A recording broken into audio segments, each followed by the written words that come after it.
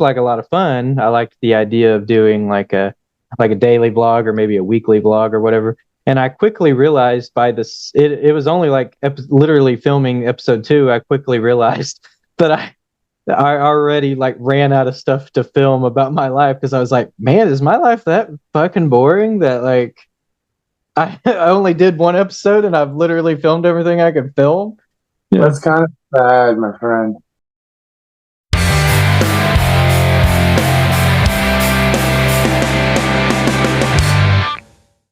Welcome to Bar City episode 15. I'm Eric.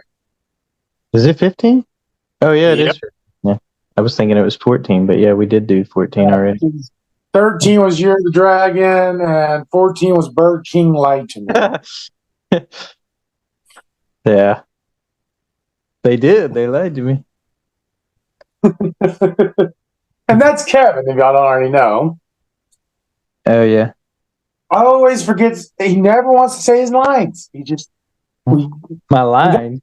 That is the only way I had lines. Well, we've done the same intro for 14 episodes, and first you started saying a random name, then you said your name. Then you started saying your name, and then you started being like, wait, this is what?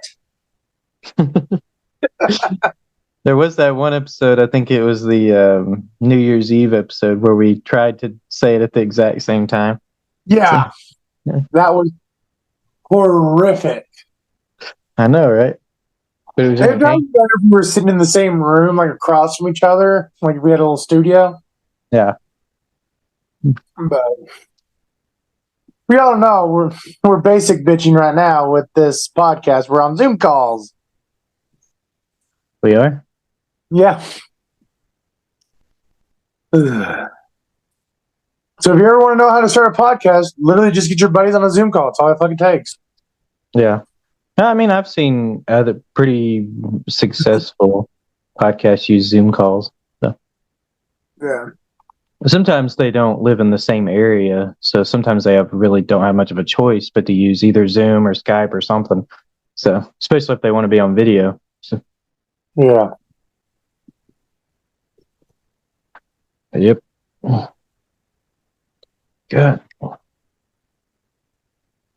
You know, I love how, like,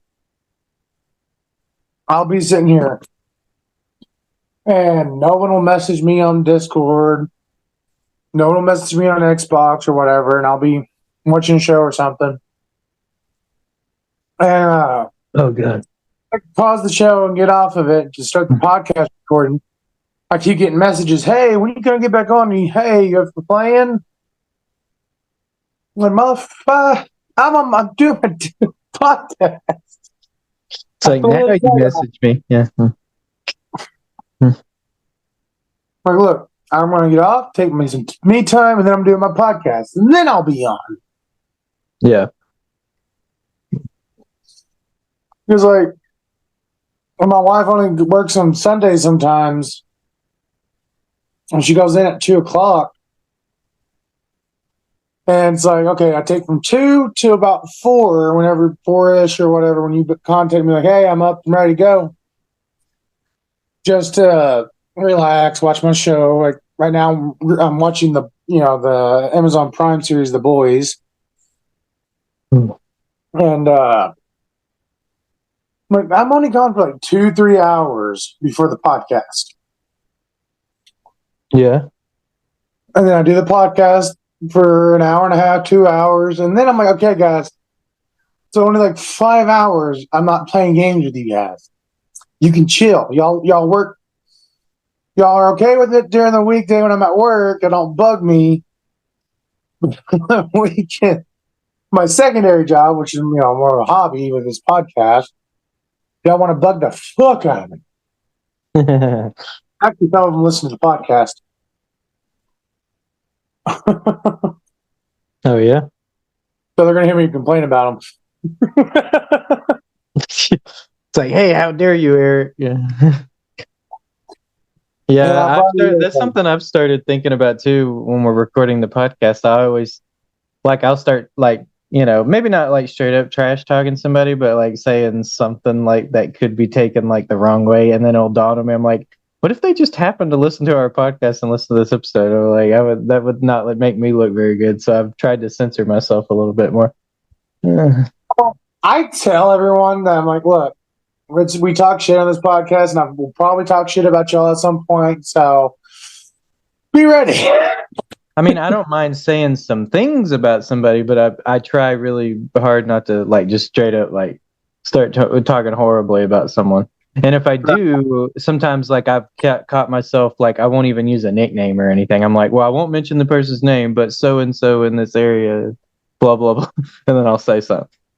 I'm like that way they'll never know if it's actually about them or not. Oh, they'll know. Well, it's a more peace of mind though for me though. Well, my thing about it is, if I'm going to tell a story about someone, whether it be a good story or a shit talking story, I'm going to say enough detail. I want in the story you're saying enough details that the person's going to know you're talking about them anyway. So I'm just like, you're going to know. I don't have to say your name or not. You're going to know.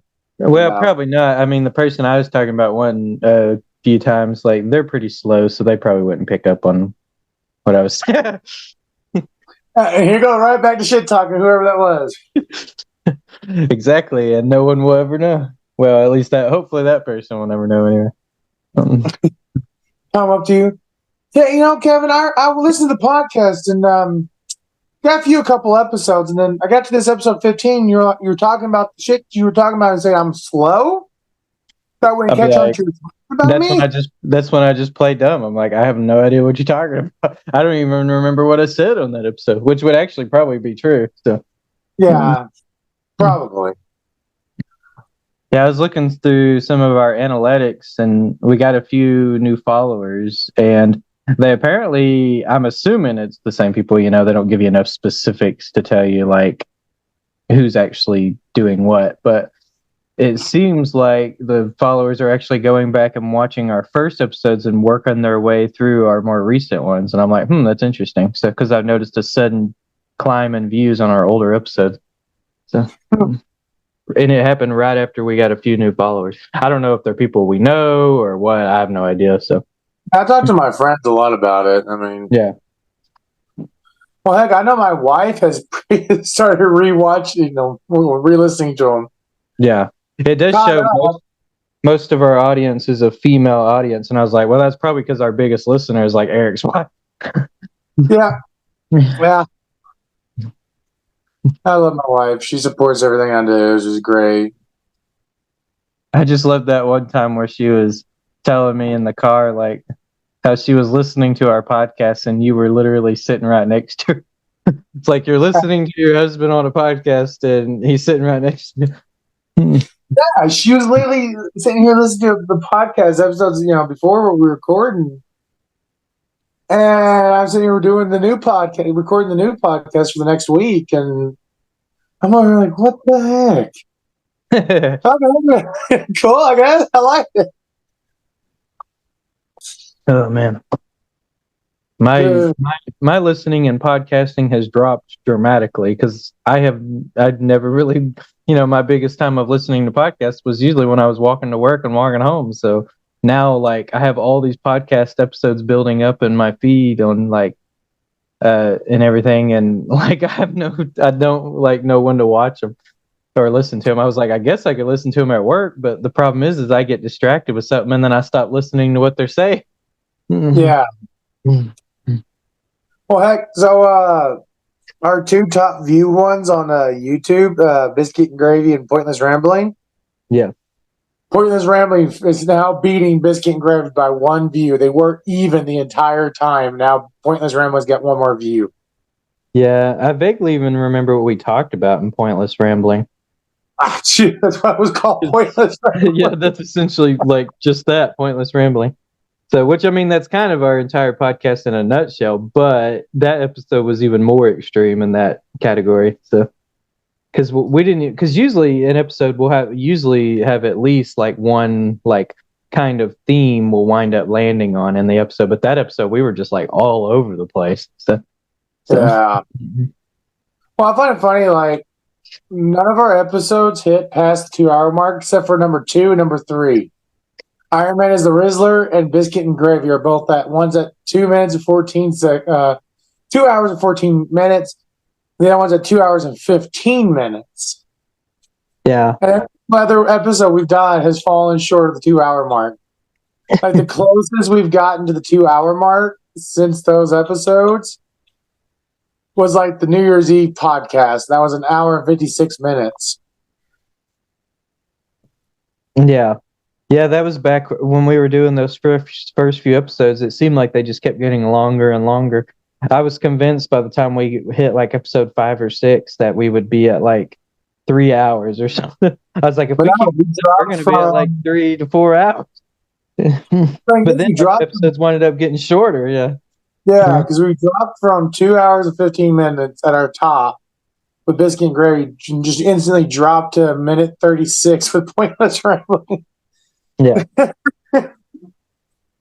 Like, we hit a plateau pretty quick on where we want to stick our time limits, I guess. It always cracks me up when I'm editing the podcast, and like I can always tell when I'm not like fully paying attention to something you're saying, because like you'll be sitting there talking and I won't say anything for a little bit, and then suddenly I won't just simply go, oh yeah, like I'll do it in like a hyphen way where I'm like, it's like it almost sounds cartoonish, where I'm like, oh yeah, where I'll say it like really weird like that. Like, yeah, anytime I say that, I start laughing because I'm like, yeah, I was probably not paying attention to a word he said, or at least not a lot of it. Yeah, you heard it first in here, listeners. Like, I listen to everything he says and actually give responses, and he's over here. I'm sorry, I space out really easily. It's not that like you're not saying anything interesting or anything. It's just like I just space out easily. Yeah. It's actually easier for me to pay attention to what you're saying when I'm actually editing and like listening to the podcast from the outside in versus when I'm talking to you on the podcast, which is kind of weird. So that is kind of weird considering the podcast is supposed to be us talking back and forth. Yeah, but I do that in my everyday life too. Like I'll be having a conversation with somebody and it won't even be like a couple of minutes. They'll start talking and my brain will just go somewhere else. We just instantly check out. Yeah. I'm constantly going, like, anytime I'm interacting with people, I'm constantly, like, just pretty much having to wing it, like, when I'm in a conversation, because I honestly don't know what they're talking about. I'm just sitting there going, yeah, and then I'll just kind of make something up. Mm-hmm. Yeah. Which is pretty sad, but that's just sad. Like, if I tune someone out, it's on purpose. And I rarely do that. Well, I have tuned people out on purpose before, but most of the time it's usually an accident. So, no, I rarely accidentally tune someone out. For the most part, like, yeah, if I'm focused on something, like if I'm playing a video game or something, I'm trying to listen to something's going on, and somebody talks to me, I'll hear what they're talking, and I look over and I was like, 1 second, I'm doing something real quick. Because if you just keep talking, I want to tune every single thing you said out because I'm focused on something else real quick. Yeah. Like, if two people, if I'm sitting here hanging out with a bunch of friends or whatever, and two of them start talking about something else, and I'm like, and they're not like a conversation that they're intentionally engaging towards me, like I can tell it's just something between them two, I'll tune it out. Yeah. Yeah, I mean, I kind of go back and forth on those moments where sometimes I'll tune it out, and then sometimes I tend to want to listen for some reason. Just kind of depends on my mood in the moment, I guess. So yeah, I think my tuning things out is getting worse because, like, on an average day, at work, I tune out that radio. And, I'll periodically listen for keywords, like, they say back guard shack, or sometimes I'll hear them talking about a trailer that, a situation that, they don't understand what's going on with the trailer, but I know because I talked to the driver. Yeah. And if I catch that real quick, I'll tune in super fast and then, and get on the radio and be like, hey, blah, blah, blah, blah, blah, blah, blah.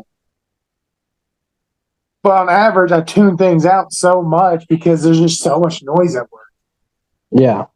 I I turn the radio down pretty low because if I'm trying to do something, especially if I'm watching something, like I can't even like pay attention to what they're saying on the show or whatever I'm watching because the radio is so loud. And some people get on there and start screaming at the top of their lungs. I swear. I And had to do. I guess because they're in their production area, and they have to talk kind of loud. So, Well, my annoying thing about me is like on that radio is like one time I went to call for receiving on second shift, and as soon as I said the lead's name, he answered, and I went to say something back, and somebody just literally, triggered their mic just to burp in it. That's never happened to me before. I've been interrupted about 1,000,000 times, but I've never had anybody just burp into it. Oh my god! And I was about to push the button to say, what load was there or whatever, and I heard that. What? Oh man! I wish that would have happened to me. I would have started laughing so hard. I had to skip the beat because I'm like, okay, I have to just push that away real quick and let them know it's there. But I'm like, that kind of annoyed me a little bit. That's funny. So, did you do anything special this weekend, or just stay at home as always? What did I do yesterday? I did a little bit of cleaning. I was gonna go to the store, and then I never got around to that. Probably because I'm lazy. And then I went to Zaxby's and got something to eat. And then I think I just kind of mostly watched YouTube, but most of the day just kind of sat there and watched YouTube and just chilled. So didn't really do much. Yeah. Yesterday, I kind of hung around the house, played some games, spent time with the wife. If I had extra money this weekend, I would have gone out and done something. But the end of the month and the beginning of the next month is kind of more just bills. Yeah. I don't really have enough money to do anything extra special. The fun part about being an adult. Oh yeah. Work to live and live to work. Yeah. Yep. Yeah, I remember whatever his nickname is, Mr. Hat or whatever. He actually didn't get upset over the clocking in system at all, actually. Oh, that's good. He probably actually. Yeah, he was just like, I just did the same thing to him that I told Jay and told Mr. Positivity, and I was just like, look, I don't know much about the setting up part. Eric did most of that for me, and I was like, but I can help you in any way I can. And he was just like, well, let's see if I can figure this out. And he was looking through it, and he was like, well, I don't even know what app it is. And I was like, oh yeah, it's that one. And then I was like, well, there is this cheat sheet up here you can use. And then I did show him where to find because he was on it for like 3 seconds while I was checking in a truck. And then he just sat the phone down, and I was like, he didn't say anything. I was like, did he just not figure it out, or did he already do it already? And so I finally asked him, I'm like, well, did you get it figured out? And he was like, oh yeah, I got it on there. And he was like, I don't know how to clock in. I was like, well, I can show you how to do that. And then I showed him where to find his task and stuff, which, I mean, they pop up right away when you log in. But, Well, I'm going to keep telling everyone, like, oh, Mary did most of it for me. I didn't do shit for you. Literally, when I handed you the phone, all I did was open the app, click on your name. Well, all I did was type in I picked my thing. I think I did have to enter my birthday, but and then I just picked like a PIN code to use to clock in, and then I took my picture. That's all I did. So if there was anything, That's Oh, all it okay. actually I is. thought there was other stuff Literally, you when had to you enter first or find something. that So, app, because when you handed me the literally when you phone, first it looked, yeah, it looked like, because I guess since you already had it pulled up, it looked like you had already set like the beginning part or something. So like I didn't know like if there was more to it or not. That's why I kept telling everybody that. I'm like, well, I don't know how the setting up works. I was like, but I could show you like how to clock in. And yeah, no, the setting up is literally you just click on your name and it pops up wanting your date of birth and your yeah, social security number, and you do all that stuff, and that tells you to pick, make a 6-digit pin, and then take your picture. Or for me, I put in a passcode yeah, instead, but I think that's just because I'm supervisor. I was able to do a passcode instead of doing the picture. yeah. I figured But he was gonna start getting pissed off when I showed him the task because I was like, well, I don't know. I was like, I don't know if you got the blast text or not, but I was like, you will have to do tasks on here as well every day. And I was like, I don't know how many they'll give you because it's been a few days. I don't know how that works. And like 12 that was on there when I first yeah, opened. yeah, that's how many he had. He had 12, and he was just like, oh, okay. And I was like, they're just multiple choice questions. I was like, most of them are all safety questions. So he's like, oh, and so he just It's still in the winter questions, so there's the basic yeah. like. I still love how I asked about if we know how to walk like a penguin. Yeah, I'm assuming once it starts getting hotter, it's going to start asking us questions about hydration and crap. So, like, make sure Yeah, you stay hydrated. Yeah. dip. We've done this for years. Yeah. Yes, I'm 33 years old. I know how this shit works. So. Mhm. Yeah, it is what it is. I still can't get over that penguin question. That just still threw me off. Yeah, I didn't even. I don't even think like I have never walked across the ice like a penguin to not slip. Well, yeah, I know because when I mentioned it when you and Jay were there, because Jay acted like you, he was like, "Yeah, you waddle like a penguin," and I was like, "I would never do that." So I was like, first of all, if I'm out walking and there's ice and I suddenly bump into ice, I would walk around it, and if there is no way around it, then I would turn back and walk the other way. I'm not walking on ice. Like I can walk on ice. I've done it plenty of times, but Oh no, what? not I me. dawned on me. I've never been around. Like in the 20 years I've been friends with Jay, I don't think we've ever hung out like during like an ice storm or a bunch of ice around or anything. The only So time you'll ever catch me on ice is if I'm ice skating. If I'm out walking and there's ice, I'm not walking on it. So, bring a flamethrower with you just to melt it. yeah, yeah. I guess I could bring a big thing of salt with me and just start salting in front of me, like so. We actually, I need to actually break them out and show it and make sure everyone knows it for the next winter. Because it didn't dawn on me. Because of course, there wasn't a lot of ice or anything around the guard shack and stuff. Yeah, there was only a little bit on the like the exit gate side. So Yeah.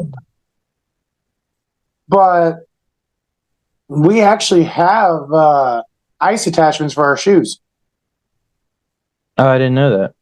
Yeah, it's in the black filing cabinet, if I remember correctly. That's right behind where we sit. That one. Mm-hmm. If I Oh remember no, correctly, heck, I didn't it's even just know we had that. these chains on it, with these little metal like hoop chains or whatever on them. Oh, you know what? I think I had seen those in there. I just didn't know what the heck it was. You So, just slip them over your shoes, and they help you walk on ice because yeah, they dig. I guess if I had those, I could probably walk on some ice. But yeah, other than that, no, I'm not walking. Yeah, uh, but I yeah, I don't. mean, heck, I didn't even know the first several years. Like even the first time I worked there, left, came back, still didn't know that we had that barrel of salt back there. Never knew that until I guess I'll mention his name because he don't work there anymore. But Joseph, when he used to work there, he had to show me, and I was like, out of all the years I've been here, I never knew this was back here. Yeah, it's back there because So Kim was actually, and she didn't do it this year, but you typically pour ice, take that and use it for her walkway areas, like behind the trailers. Mm-hmm. That way they didn't have to carry salt from the front. We have it back there because we Right. used to have a barrel outside the front guard shack too. I don't know if it's still there, but right next Yeah. to the steps. Yeah. See, I didn't even know about that. Yeah. So the blue barrel is it's salt. So for next year, if you want to pop it off and use it, ice Yeah. everywhere. I used it this year, and like I said, I think it was last year when he showed me where it was and how to get that thing off. It took me forever to get that seal off, that lid seal thing off there. Okay, that one doesn't come very easily. Yeah. I mean, I had to like take a thing or whatever. I took something out of the guard check and like literally pried it open because I could not get it off. So Yeah, the one at the front guard shack, I guess we used it enough that it didn't get really stiff. yeah. But that one at the back guard shack, the first time I went to try and use it, I couldn't lift. I was like, what the heck? Like, did no one ever back here use this freaking salt? Probably not as often, yeah. So But it also just sits out there and the barrel gets rained on, so yeah. True. Because it's not really under the thing very well, under the aughting or whatever that's called. Yeah. But yeah. I'm sure this is exciting conversation for that. Yeah, I don't know, like Sometimes you never know with people though, because I'm one of those people, I kind of find weird stuff to be entertaining. And sometimes hearing people talk about like mundane life things like is kind of entertaining to me, and I have no idea why. So son of a bitch. What? What? What? What'd you say about me being a bitch? I said you're a weird son of a bitch. Oh, okay. I heard something about a bitch, and then I was like, wait, what? Yeah, I'll accept that. That's fine. But yeah. I mean, I don't know, like through most of our podcast episodes, I don't know if really any of them are that interesting. Yeah, I think I've mentioned this in a previous episode, but like I always just kind of put myself in the audience shoes and think, well, would I listen to this if I wasn't me and I was somebody else? I was like, well, it kind of just depends on what my interests were. I guess if I still had the same interests, personally, I would probably like it because, again, I like those kind of conversations. Yeah. So I find them entertaining. So it's especially when you're in situations where you're just kind of killing time, like maybe you're out walking or you're just kind of working on something and you want something in the background. So I like stuff like that. Yeah, this is, and it's not like we always talk about mundane stuff. We have where we talk about a show or a movie series or something like that too. That other people might be familiar with. So, yeah, I think I have one of my female friends on Xbox. She listens to it and she does it like my wife does. She puts it on when she goes to clean. Yeah, I'm like, well, it works.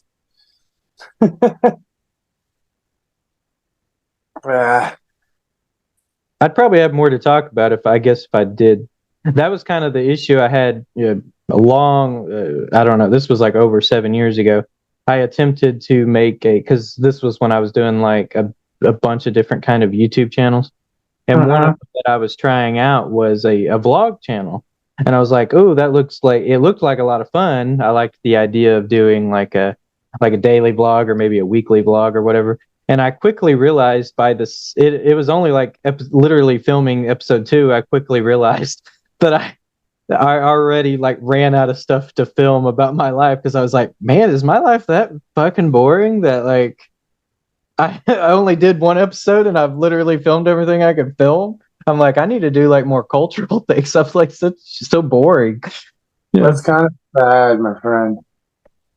Yeah. And I was in my early 20s at the time. So, but and it's kind of the same situation on here. Like I talk about stuff I do, but it's like when I'm not really talking about my past or some story thing that happened in the past or whatever, like I don't really have much to say because I don't do much. Yeah. Well, I mean, there's plenty to talk about. Like, we can always just talk about random stuff, which is part of the podcast, is what it's meant to be. Yeah. But like, I mean, if something interests you, like you caught something like the news or a Yeah. Right. show, it's what this whole podcast is about. Is like talk about interest and weird things that we could discover or whatever. So it doesn't always have to be about our lives or our work, as we talk Right. about Well, I know every. that. Yeah. Yeah. There's always a section in the episode where we're talking about work. That's just because I'm at work all the time. So. Yeah. Yeah, it reminds me of like when I used to work at a plant, and I would literally work with the same, like stand next to the same people like every single day. And you don't want to, you want to talk about something, it gets old just sitting there in silence. So we'd try to find things to talk about. And eventually, once we got to know each other and told all these, crazy stories and whatever, you get past all that. We eventually got to the point where we were having the exact same conversation every single day where we were like, well, what'd you do this morning? Well, woke up, was tired as crap, and then, you start talking about all these mundane things. And that would be like our conversation every day. I'm like, God, it's so boring. Yeah. Uh, but that's just plant work for you. It's you do the exact same thing every day. So at least with our job, even though it can be pretty repetitive, at least there is a little intermixing kind of thrown in there. Unlike when you're working on a line, you're just like, there's really nothing different that changes. Yeah. So I'm thinking weird, like little news thing. Oh boy. So I was just going through YouTube one day, and and it's weird me being a Godzilla fan to not know this. So you know the TriStar movie Godzilla 2000, right? I'm familiar with it. The one with the more lizard-like Godzilla. Oh, I hadn't seen it. I just like know about it. Well, apparently there's actually supposed to have been a 1994 movie that TriStar was supposed to have produced of Godzilla. Hmm. But the problem is the director they got for it, who actually loved Godzilla, wanted to stay true to some aspects of Godzilla, but he wanted to, of course, change some things, like make it more about aliens and stuff. Like he had a cool-looking model of Godzilla that almost resembles what -1 looks like today, and had this enemy for him to fight called the Chimera. Yeah. And it was supposed to actually. Do you know the movie Twister, right? With Helen Hunt, I think her name is. Yeah. Yeah. The director who directed that, he actually went on to do that because he couldn't do the Godzilla movie. Oh, really? Yeah, that's what the main two characters. Mm-hmm. They were actually supposed to be the main two characters in Godzilla. He wanted them in that movie, but it was like, I think it was something like $30 million over budget or something like that. I can't remember. And because TriStar wanted to have a cheap made Godzilla movie. And he didn't want to. He wanted to make a good Godzilla movie. Yeah, I mean that makes sense, yeah. And they got mad because he wouldn't do it in budget. Yeah. Like, oh, put out the Chimera. He's like, no. I've already modeled all this. Like, they actually have full models of it. Yeah. That they hadn't done. And the only thing that Toho told them was, do not make it a man in a suit. Like the original Godzilla was. So he wasn't going to make it a man in the suit. He had like 5 different animator CGI companies working with him. on it. Yeah. The thought process was he was going to get one of them be a big one that had two really the owners that were really two great CGIers and animators. And what he was going to do is he was hiring the small ones, these little tiny ones that would be cheaper, for them to have extra manpower with, and they just oversee what they're doing and keep them going. Like this guy had everything thought out, and I'm like, damn. Like I love Zilla, which was what the Godzilla fans call him. Like because I do love Zilla. I love the design of Zilla. Yeah. Do I like the movie? Not really. Yeah, I've never been the biggest Godzilla fan. I think I'm not the biggest fan of movies with like giant like things, creatures, and like what do they call them, like Zoids or whatever. And Mechs, robots. Yeah, anything like real giant, I always just find it to be a bit goofy and silly, and I'm just not really into it. So Why? I don't know. It's just like even from a little kid, like I'd watch movies like that, and I'd be like, not really a big fan of that, aspect. So I mean, each to their own, but like I've growing up, I've always loved giant kaiju's and mechs, and yeah, I watched Gundam like a billion times. All the Gundams. like I will admit, even on Dragon Ball Z, I was never the biggest fan of the Great Ape form. Like it was always one of my least favorite transformations. So I was like, I mean, it's like I don't hate it or anything. It's just like, I could like they could do away with it, and I wouldn't like be that upset with it about it. Well, I mean, they pretty much eventually did.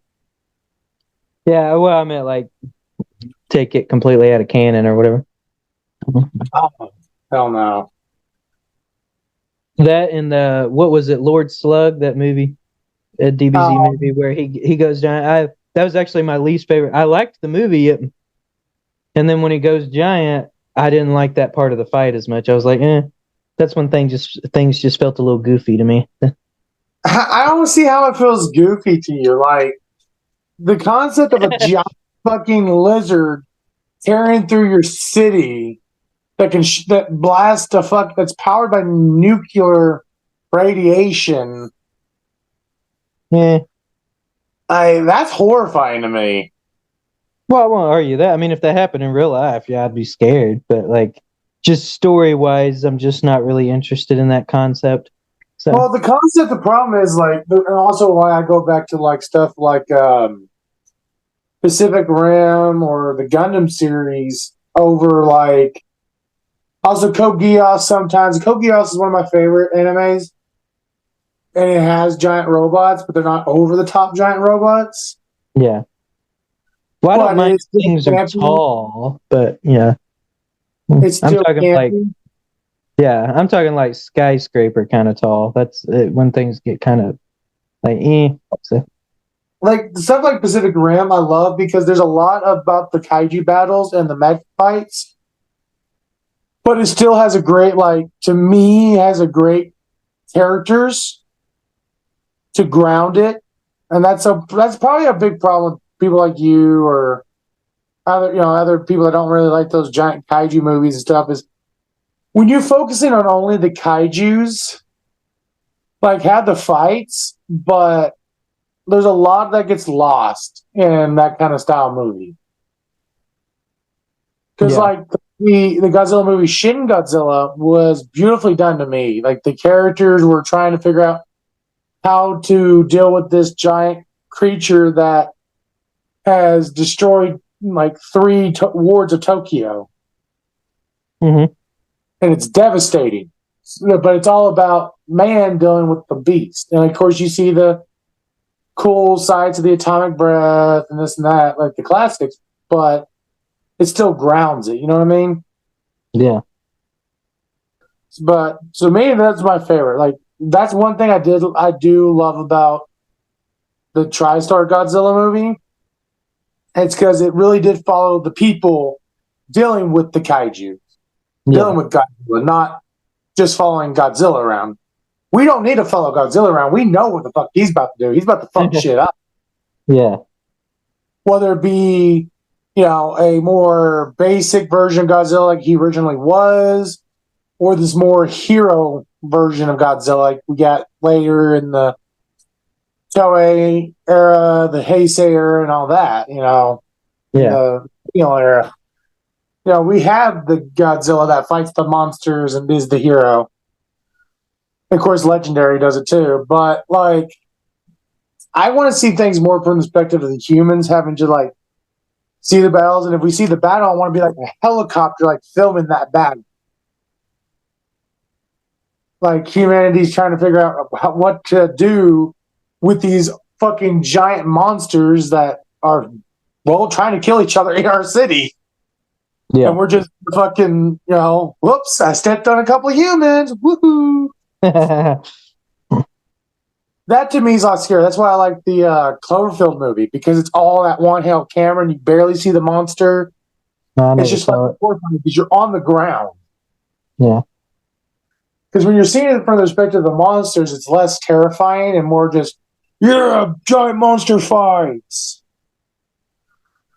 Whereas Pacific Rim does it right because it's still grounded with, you get two people trying to survive fighting these fucking alien creatures that are coming out of this rip from another dimension and trying to save all humanity from them. Yeah. So it's still grounded because you get more of the perspective of the pilots, and then it goes outside the mechs to watch the fights a little bit, and then it pops back in the mech to see, the side effect it's having on the people trying to pilot it. And you're like, oh shit, this fucking mech just got blown up. These motherfuckers are dead inside. Holy fuck. That to me makes a better giant monster film. Don't get me wrong, I love Legendary Pictures, the Godzilla, I love Titanus, Godzilla, I love the Heisei, Millennia, and all that. But I like it going back to the, ground view. I want an entire video game where you play as a human that's trying to survive a kaiju attack on your city. Or a soldier on the ground, with boots on the ground trying to fight these kaijus. Something, you know what I mean? Yeah. Because it's way more scarier when you're on the ground looking up at this. Yeah. Yeah. Like I said, I don't have much of an opinion on this. I think the first movie I ever saw like that, at least in theater anyway, I may have seen one before, but I just don't remember, because was Mighty Joe Young. I saw that in theater. Oh, yeah. And I remember being bored out of my mind. So, but there was in all fairness though, there was a lot of movies I got taken to when I was a little kid that really it was more like my mom and my oldest sister wanted to watch, and we just kind of, there was no one, we couldn't really be at home for a long period of time because we were still so young, and then there was no one really to watch us if our oldest sister went. So we were kind of like stuck watching these movies that I just found to be god awfully boring when I was a kid. Like I remember watching the movie 2 Weeks Notice with Sandra Bullock, and it literally felt like that movie went on for like 3 hours when I was a kid. I was like, is this movie ever gonna fucking end? But then when I got older and rewatched it, I was like, actually that movie wasn't that bad. I just didn't like it when I was a kid because I didn't like those kind of movies. So. Yeah. Well, I mean, it's strange. Like, I love dinosaur movies and stuff. So kaijus are kind of just in the bigger aspect of that. Yeah, that's another thing. A lot of people think I'm weird because I don't like Jurassic Park. So I don't think you're weird for that. Like, people are like, you don't like that movie? And I'm like, no. well, because like the Jurassic Park movies are very hard for, like, even if you love dinosaurs, Yeah. doesn't always mean you're going to like Jurassic Park. Yeah. Because like Jurassic Park's a very niche aspect. Like, I don't fully like Jurassic Park. I love the dinosaur. They voted Jurassic Park as one of the best movies ever made. Yeah, well, I love seeing the dinosaurs come to life. I love that park concept because, hell, if Jurassic Park existed in real life, even with the risk of getting eaten by a dinosaur, I'm going. Because I want to see the fucking dinosaurs. I'm going to go. Yeah. Oh. But the whole concept, right? It always irritates me. The first Jurassic Park movie fucks up because it makes no sense because it fucks up because the dude starts fucking with everything because he's gonna, sneak shit out for this other company to get a lead up and trying to compete with Engine. Yeah. So he hacks everything. So they lose control of the island. And then a storm comes through, which you think people are like, oh, it's because of the storm. It's because of the storm. Like, no, realistically, no, because you're going to make a park with this kind of thing on the island that's in a area where there could be, tropical storms. Yeah, you're not going to go out of power. It's literally all because Nedry or whatever his name is fucking hacked everything and you done a little too good at what he was doing and it fucked everything up. I'm like, yeah, but you only have one person that can hack on your fucking crew of people that are sitting in a fucking dinosaur park. I'm sure that kind of stuff's pretty common in a lot of movies, though. They always have to. It's like there's always this one person that can only do these kind of things. I'm like, why the hell do you only have one person that can do this? Yeah, it That makes no literally fucking sense. pissed me off Yeah. about all of it. Like any movie that does it, it pisses me off because like, I'm thinking here, okay, I'm a multi-billionaire like John Hammond. I have all this money. Yeah. Price is not an option for me. Price is nothing to me. Yeah. I'm going to have 6, 7, 8 people that can do one job. Yeah. That way, if this motherfucker decides to pull some stupid shit. This isn't the kind of job situation where you want to try to save money and cut corners. You want as many people that know what they're doing there as possible. Yeah. Yeah, I'm going to this big ass park with dinosaurs. Yeah. Because like, and it irritates me because like, the Lost World, Jurassic Park, and Jurassic Park 3 don't bother me as much. Well, Jurassic Park 3 really fucking bothers me actually, but it's not because people.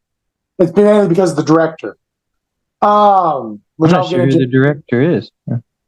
I don't know his name, but he's a cunt. And if somehow he listens to our podcast, which would probably never happen, fuck you, Jurassic Park 3 director. You're a fucking idiot and you make a shit movie. You don't even get a name. You're just a Jurassic Park 3 director.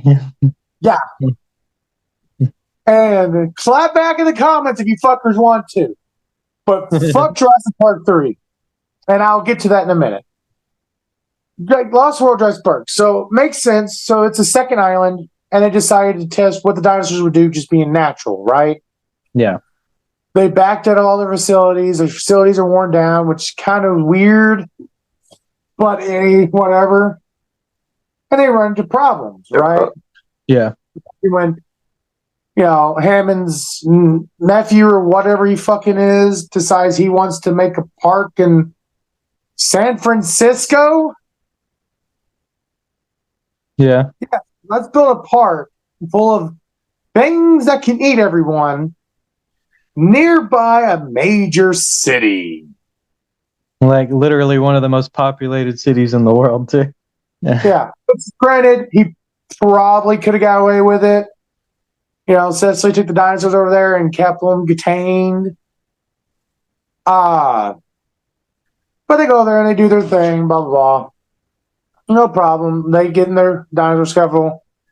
A lot of guys die. The main characters survive. Woo, whatever. It's a decent dinosaur movie. That's Jurassic World? Yeah, it's the second one. Yeah. The Lost World of Jurassic Park. Oh, the Lost. Yeah. Gotcha. And then the third one makes absolutely no sense in most aspects. Like, we're supposed to believe that the Spinosaurus killed the guys on the boat. And the dude and his stepson unhook from the boat and glide, parachute into the island, glide into the island, and the kid survives because he's a fucking dino nerd. Great, cool. Well, then they go to fucking Alan. Instead of telling him the truth, they lie to him, say that they're just going to do a flyover, that they get permission to do a flyover. Yeah, I remember that part. Never planned. Yeah. Because they didn't want to tell him they were landing on the island, because then he may not have went, or he probably wouldn't have went. Yeah. I don't know. Like, Alan might have if they told him the situation. But also, I mean, the whole movie is essentially just one big misunderstanding. Why would you hire mercenaries instead of telling the fucking army that your kid is lost on that island? The army who are actively watching that island after the previous movie. Now, Eric, you're thinking too logically about all this. You gotta stretch your imagination. You gotta suspend belief for some movies. I get that. But then we're supposed to believe, right? The thing that irritates me the most. Dude fires off 3 rounds of a 50 caliber gun. Which we've seen just blast a fucking airplane apart. With some explosions, of course, on it. Yeah. But a dinosaur is not going to withstand a 50 caliber fucking shot from a 50 cal sniper rifle. Yeah. Let alone 3. And even if it does survive, it's not going to come after you. It's going to run away. Yeah. Because that hurt. It's an animal. It's going to run. Yeah. We'll sustain belief here. Some people say it's actually there were baby Spinos and he shot the baby Spinos, which is why the big ones pissed at him. Yeah. So here's where I have a problem with the Spino. It's not the looks. People typically talk about, it doesn't look right. I don't care.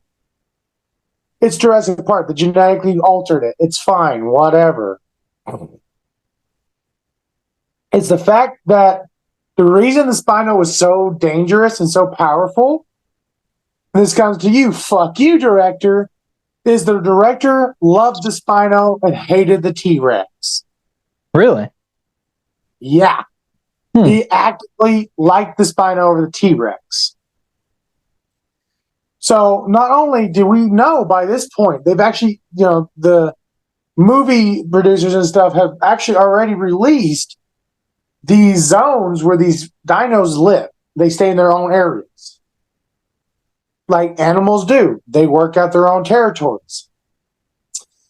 We're supposed to believe that the Spino's territory, which is supposed to be, I think, in the southern part of the island, and Buck and his wife and his kid, and his mate and his kid, are up in the northern part of the island, closer to kind of almost middle, whatever.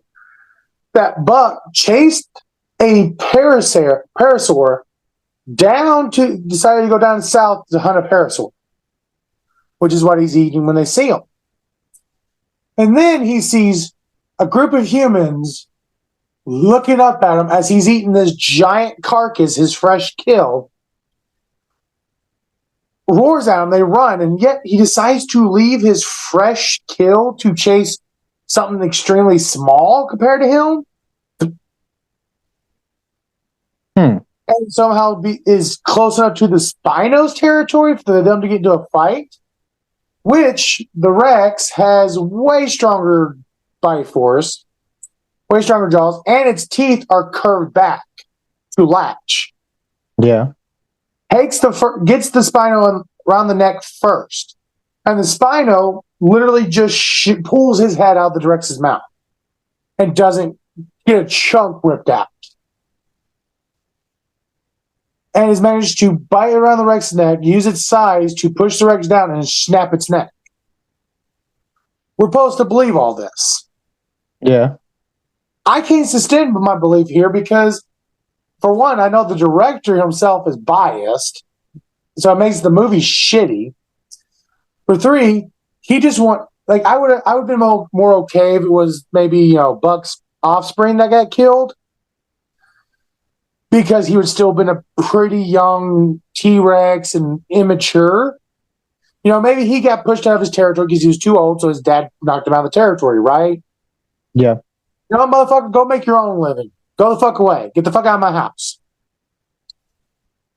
Okay, I can believe that. And that's why he would be down there. But the fact that it was announced that it was Buck, the older male, the only male on the island until they had, you know, him and the female had a baby. This dinosaur who's been on the island for years and has been fighting things to eat for years is outclassed and outmaneuvered by the Spino. When he's a large, powerful carnivore that's actually more powerful than that Spino, I don't buy it. I can't. Like, I would have had no problem if it was the baby. I'd be like, okay, I can get it.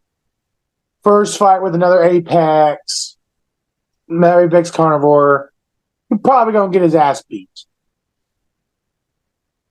You know?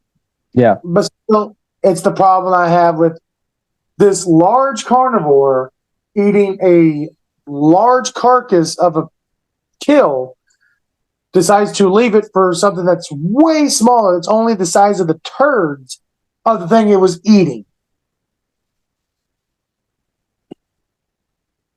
Ugh. I do not like Jurassic Park 3 for the most part. Yeah, for me, I would say Jurassic Park 3 is probably one of the more entertaining ones, but I wouldn't say it was written super well. I really didn't like most of the characters in the movie. Yeah.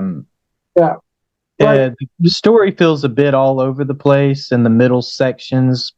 I mean, because it starts out makes sense because, you know, they're just looking for the kid essentially. And then, but then through the middle section, I don't know. It feels like just one big chase movie, which is kind of boring to me.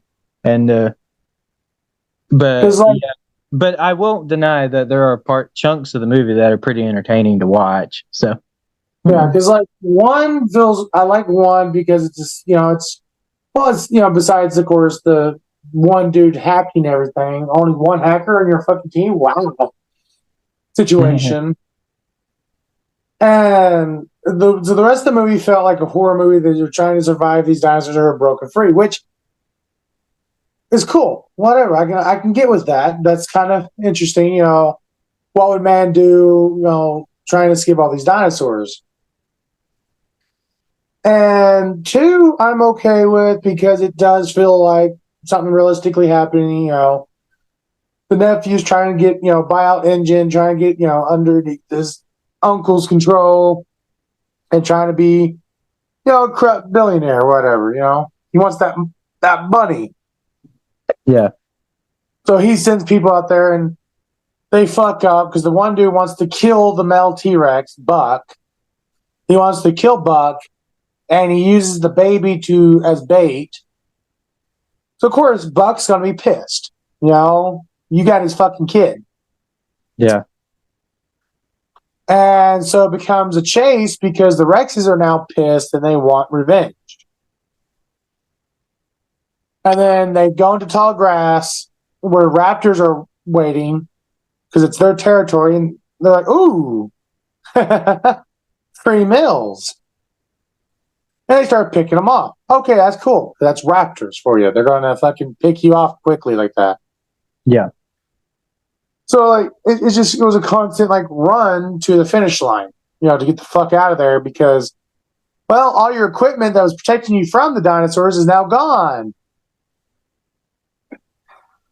Like, I did have a problem with the way, like, you know, them setting the dinosaurs free and the dinosaurs like destroyed all their equipment, you know, stampeding through their, you know, campsite because they were released from their cages. Yeah. Like, so not a single vehicle was spared. They just mollywopped every vehicle when you had tons of them. And you had no backup plan? You guys are fucking stupid. Yeah. But 3, literally, we land, they piss off the fucking Spino. the entire movie, they're trying to find the kid and run from the Spino, who's actively hunting them down across the entire fucking island. The raptors made sense. Motherfucker took their eggs. Yeah. That made sense. The pterodons, the pteranodons, that was cool. You fucking walked into their fucking cage. And they're like, ooh, food. So they started trying to pick you off. It's literally all that, just that fucking Spino for 3. That I cannot, suspend belief on. Like, I can, just suspend belief on I just them. love how they can hear that phone ringing through like would have been like quite a bit of thick skin, I would imagine. I'm like, and somehow they can still hear that phone ringing. Well, like, how is that phone not dissolved? Yeah, you think it would have after a couple hours. Yeah. I get it. That was kind of a creepy scene. Right, because every time they'd hear it ringing, they'd be like, oh shit, yeah. But who the fuck's calling them? Like, who the fuck is actively trying to call that phone? Apparently, it's desperate to get through, whoever it is. Yeah. Yeah, they keep actively calling that phone, like. And that was like a satellite cell phone, wasn't it? Like, because that was like back in the early 2000s. Yeah. Yeah, it's an old satellite phone. That wouldn't have, didn't work quite the same way as modern day cell phones do, but. Yeah, you had to be within range of a satellite, which. So it's like, who's calling? Nowadays, that could be maybe a little more understandable, but like back then, it's like, who the hell's calling you that many times? Yeah. And like, if you have somebody who's actively calling you, right? For one, that was the mercenaries' phone. Oh yeah, it was. Is it their extra people that are calling them? And if that's the case, why did no one show up? Hey, this crew, we know they went to a fucking dinosaur. He's not answering, so we had to conclude the worst scenario. Is everything okay? Kind of thing, yeah. Mm-hmm. It's like, we might have some dead people on the island. Yeah. How do we deal with this? But no, just keep on calling and hope they finally answer. Yeah. Like, damn it, they've got me on silent. I guarantee you, they're not answering the phone. That's probably what it is. Got me on silent. He's muted they're my not call. Dead or anything. The funny thing is, all the 3 mercenaries who are trained mercenaries all die. Excuse me. But no one else dies, but the mercenaries. Well, of course, yeah, they didn't want to get rid of their main characters. It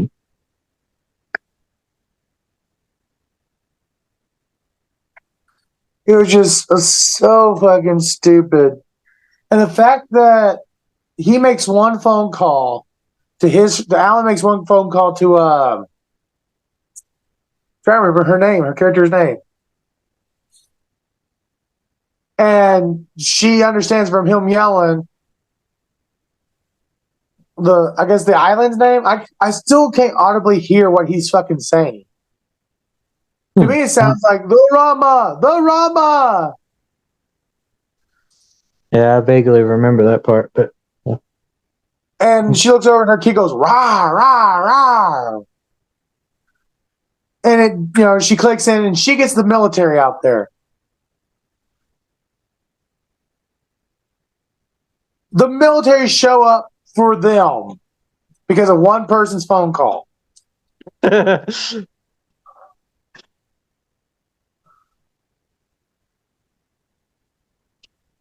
it's like you should have had the military out there in the first place. This movie should have never even existed. Yeah. But yeah, so out of the original trilogy,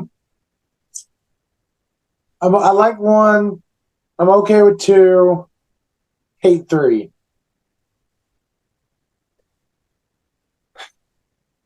Now, I don't know where to talk about Jurassic World, though. I think I've only seen the second one maybe like twice. Of That's Jurassic World or Jurassic Park? Jurassic Park. I've only seen bits and pieces of the second Jurassic World movie. I watched bits of it when I was still living with my sister at the time, and it looked boring as crap.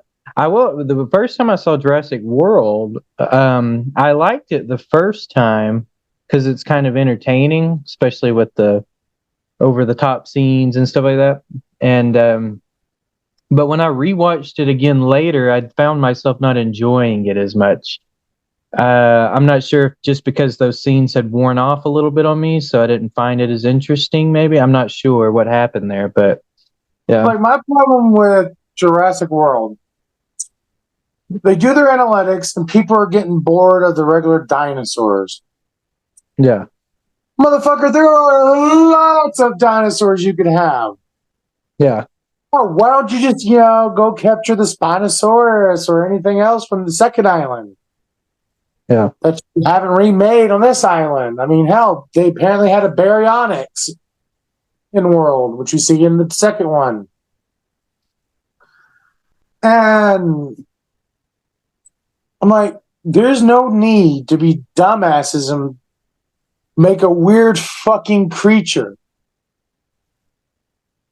Like, who in their right mind? So I can't see a dinosaur park that's actively working, that has baby dinos for kids to play and ride on, like these bigger dinosaurs to see and this and that.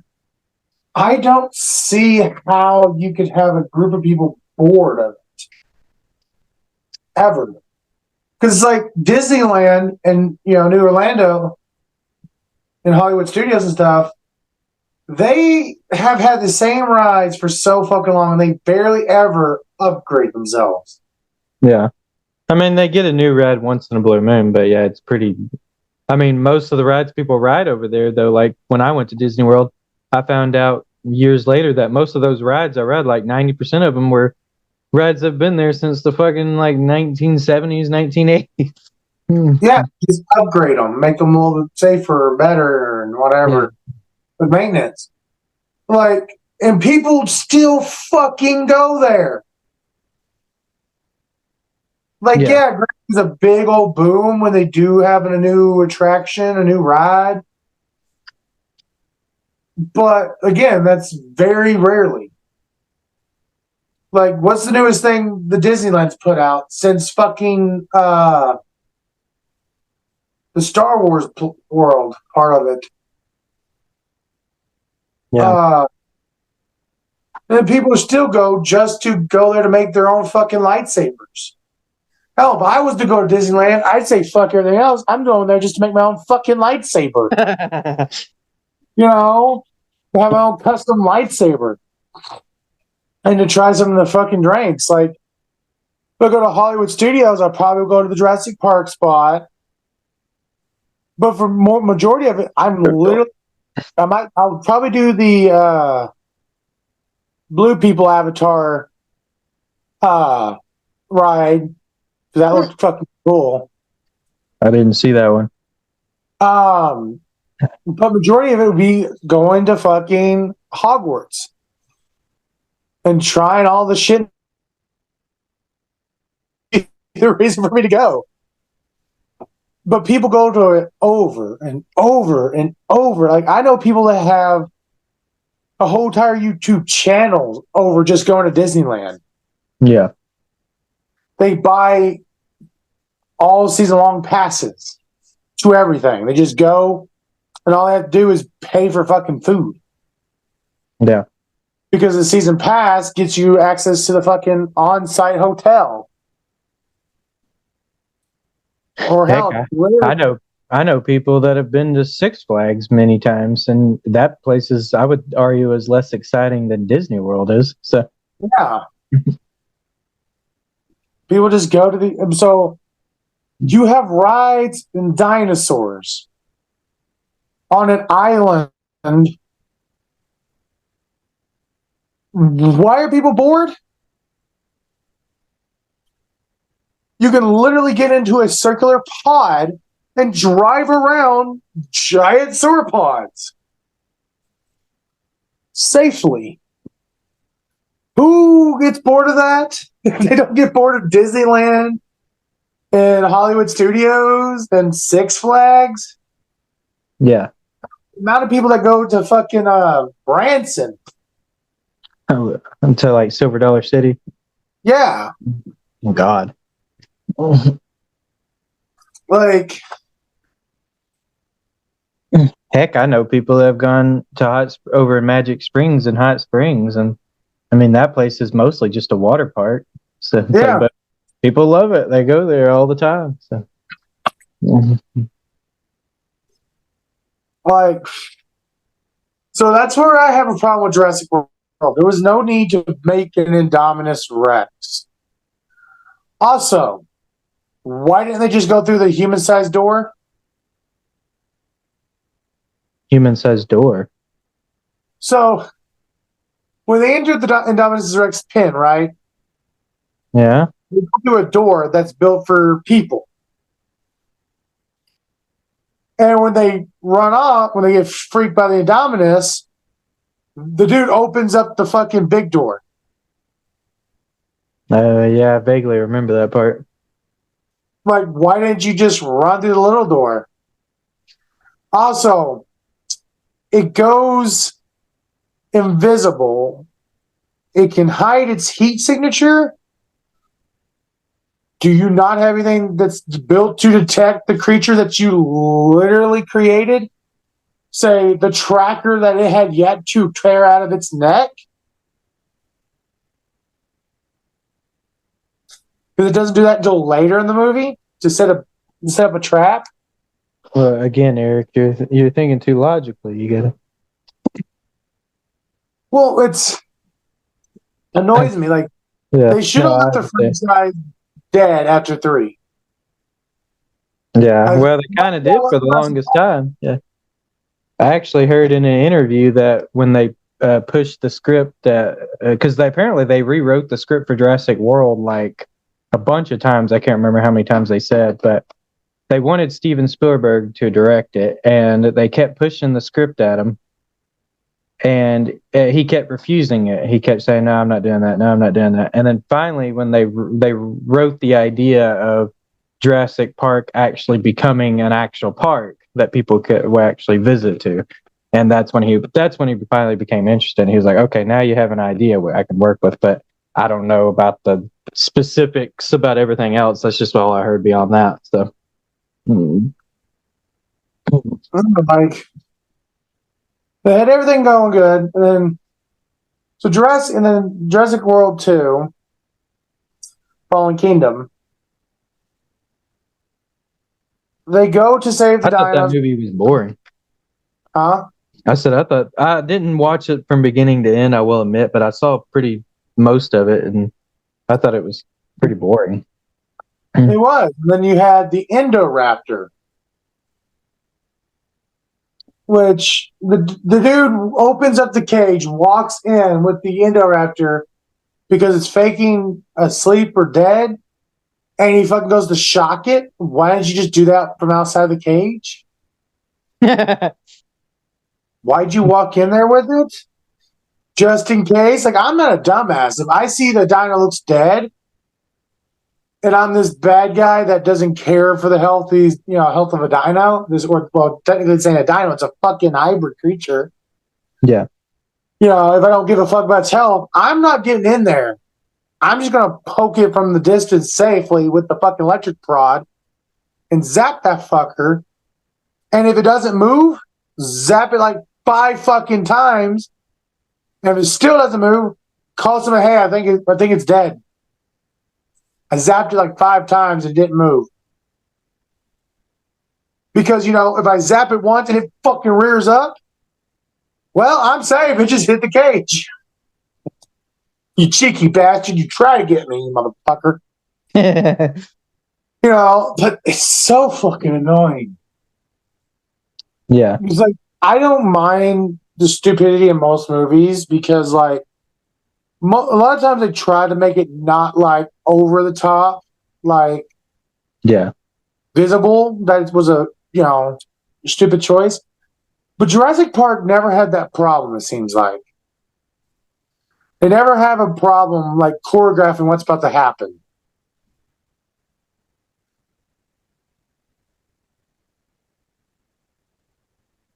And then you have like all the dinosaurs are now released. How many fucking dinos did this group capture? And how did no one know about it until the auction? And then we get into fucking Dominion, which I liked Dominion. That one actually was good. I did like Dominion. I didn't see. That's the third one, right? Yeah.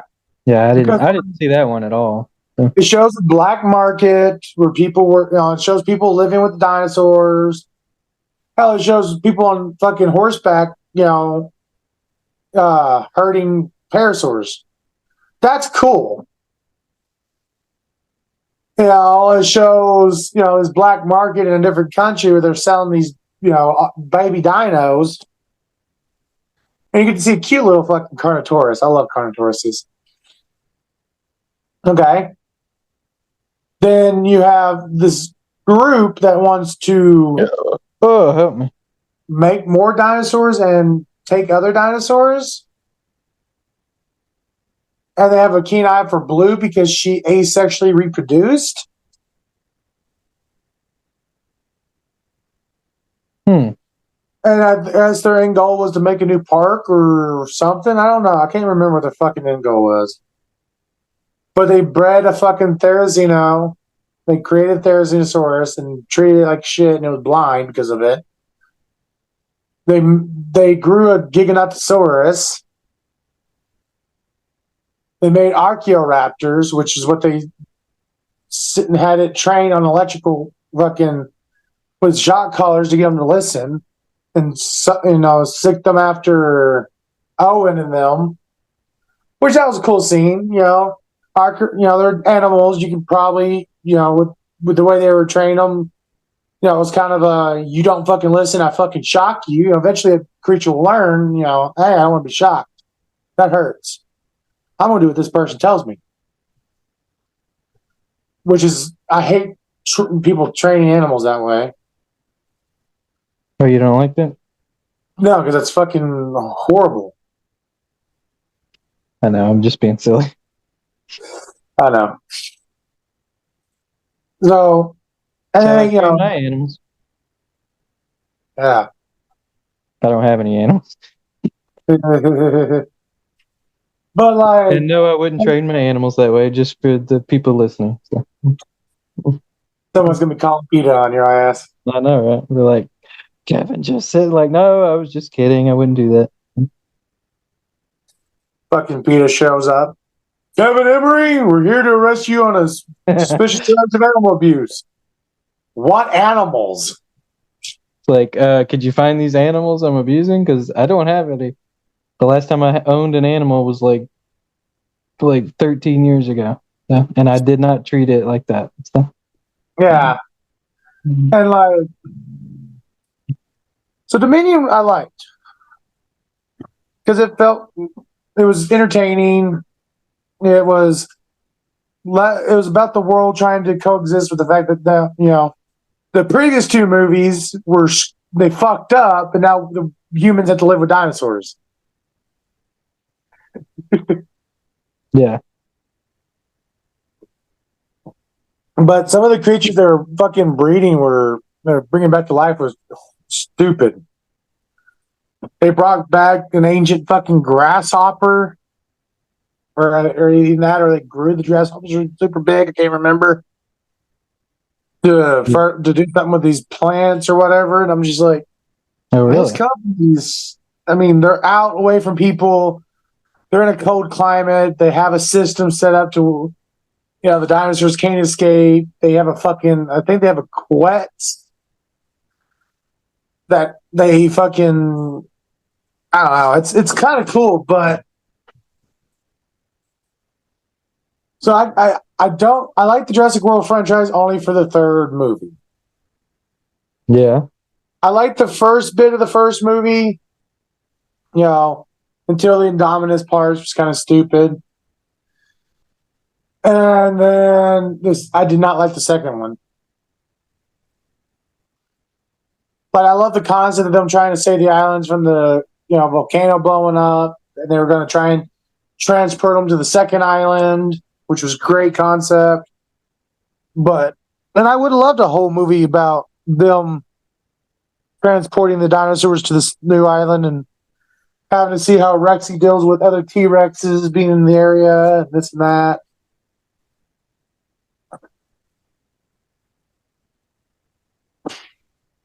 Yeah. That would have made a better movie than fucking the Fallen Kingdom. Because honestly, I could care less about the dinosaurs being in our world.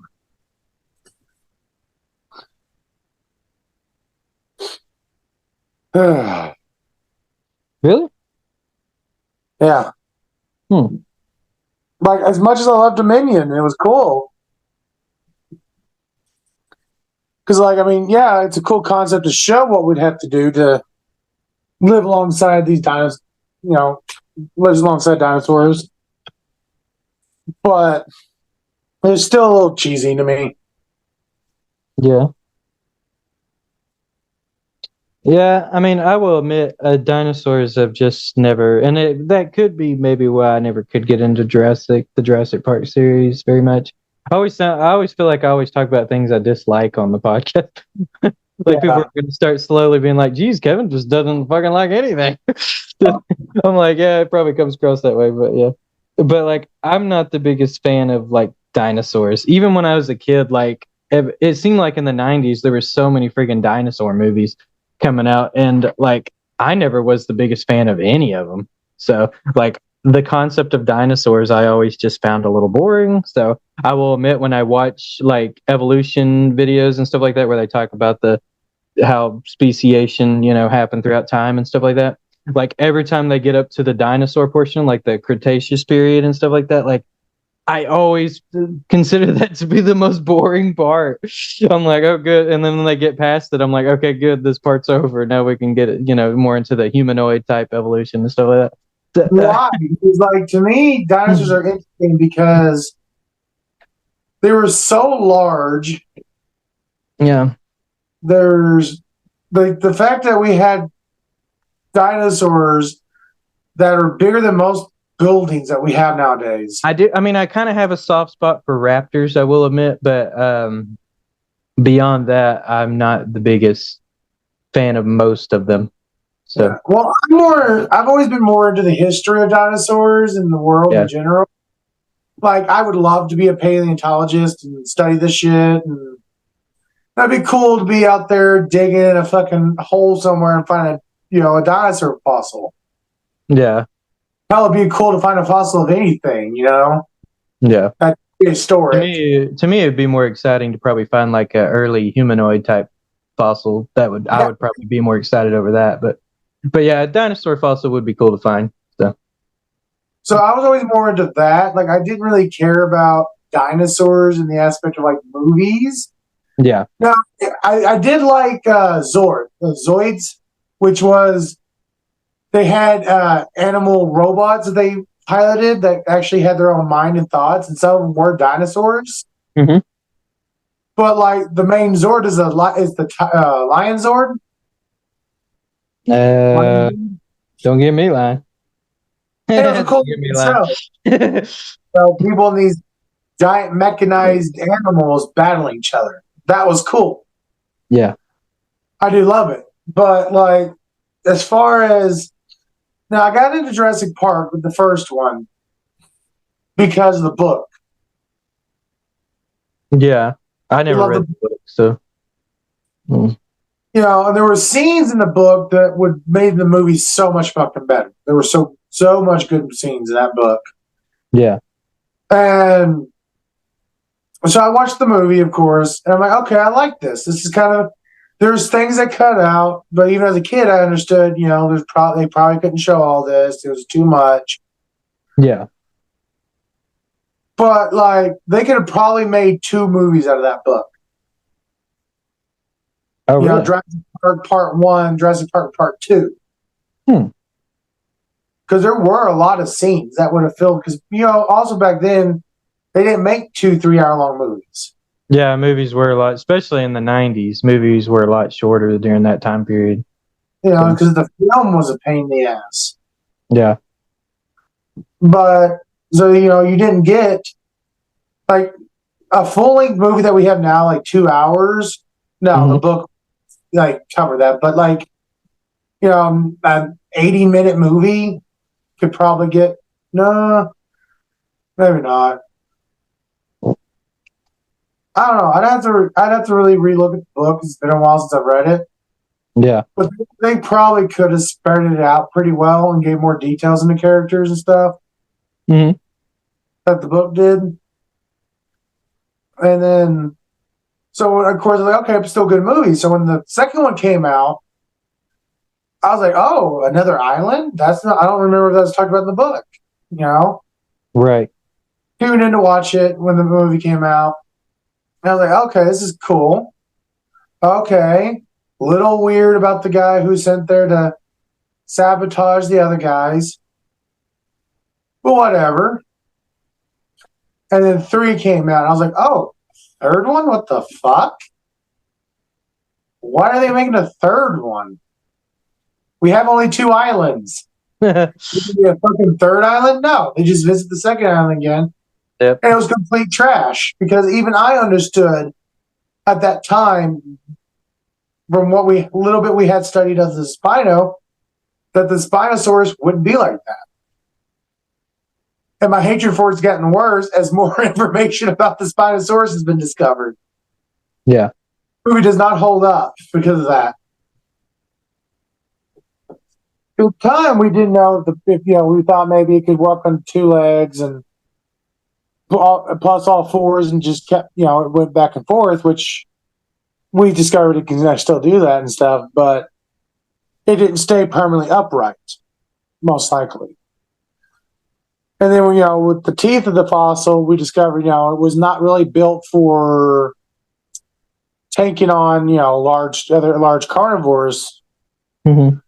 Because it had gator teeth. I mean, it's straight and cone shaped. Yeah. We already knew that. And then we discovered, you know, one thing that makes the movie not hold up is we discovered with the Spino is it actually didn't have that good of a sense of smell, probably. Hmm. So I'm like, oh, so that concept, that Spino really shouldn't have been able to track them across the entire fucking island, especially with how wet it was.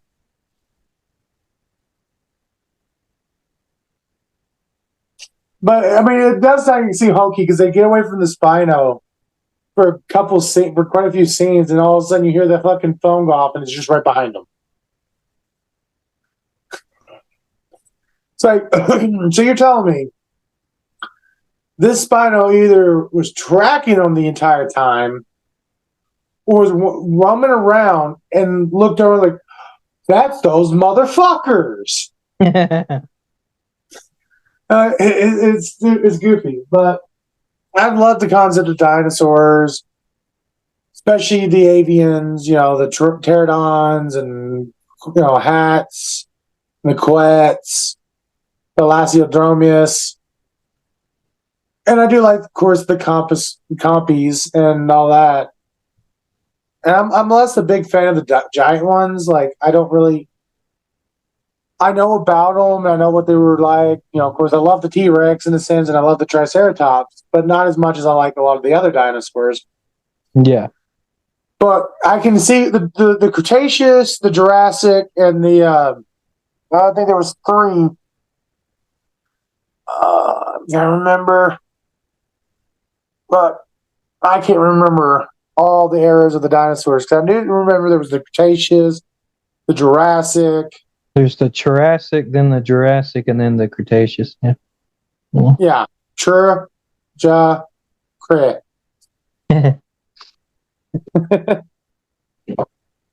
But there was so much cooler stuff during those times too. Yeah. Like the one I can't remember which era it was in. There was a fucking alligator that was a herbivore. Yeah. And it would dig into these burrows, and when something was chasing it, it would dive into the burrows, and its ass was so armored up that it would actually back its ass quickly out of the fucking hole to try and hit him in the face.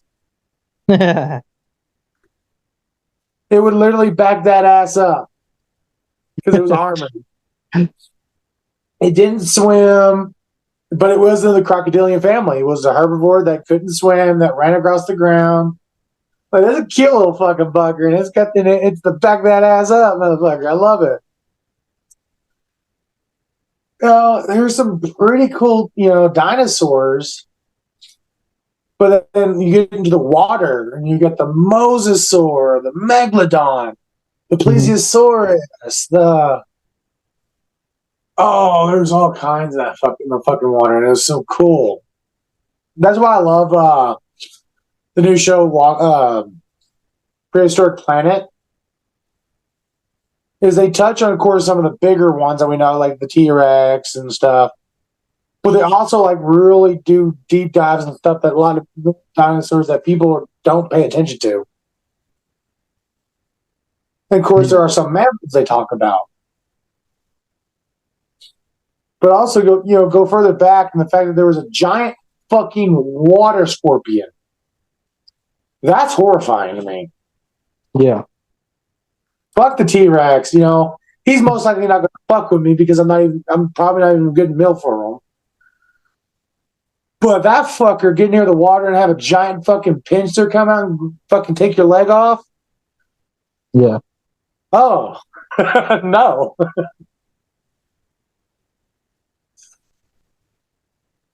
Ugh. And of course, you get into the Ice Age with the mammals, like the mammoth, the sloths, the saber-toothed tiger. I love those. I love prehistoric Earth. Yeah. I do too. It's just, like I said, just the dinosaur era is like my least favorite. So, yeah. Well, I kind of like the era where I forget the name of it, but it's the one where there was a lot of creatures similar to creatures we have today, but they were like a huge, that's pretty cool era. So, yeah. Well, I know the Ice Age we had it was like that. Yeah. Mm-hmm. I remember every fucking era. Of course, there's the era when different types of fish first started, making their way to land. That's pretty interesting to me. So, but I always, to me, the most fascinating time, though, is when the earliest, like, primates, humanoids, and stuff first start coming into existence. That's always my favorite time period to study, early humans and stuff like that. So. Yeah. We have which ironically I was most against when I was a Christian. Because that questioned my beliefs. But now I find it really interesting. Geological timescale, we have the Precambrian, the Paleozoic, the Mesozoic, and the Cenozoic. Yeah.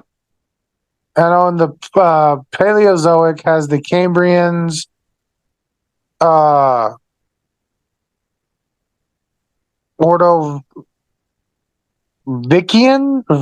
I'll probably say butchering that name. Then we have the Silurian, Devonian, Carboniferous, and the Permian. Then the Mesozoic era had the Triassic, Jurassic, and Cretaceous. So that would be your dinosaur area. Right. Because like the Paleozoic would have Cambrian life up to just before the dinosaurs. Of course, we all know what happened was in the Precambrian life, pretty much nothing.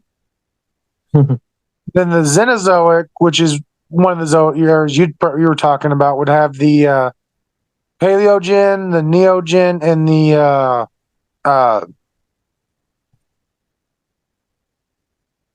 Quaternary? I think it's. I'm butchering that one too. Probably butchered a few of these. Like,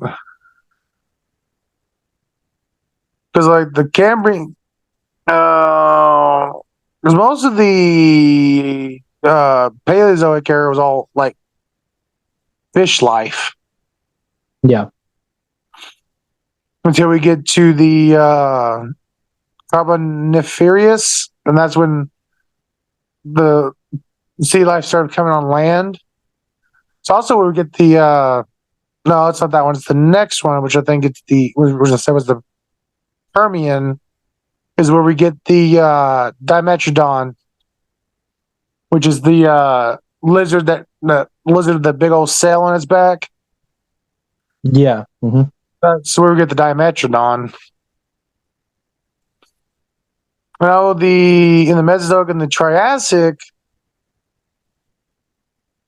we got like a lot of mammal like reptiles, Yeah. which is weird. Mm-hmm. Jurassic, which has like the Stegosaurus and a lot of the bigger. Because I don't think because the Tyrannosaurus is the Cretaceous. Yeah. The Cretaceous has most of the dinosaurs that people are most familiar with. When they think of a dinosaur, they usually think of one from that period. So, yeah, which except for the Stego, which people don't know is the Jurassic period. Yep. That's also when we'd seen like the first birds and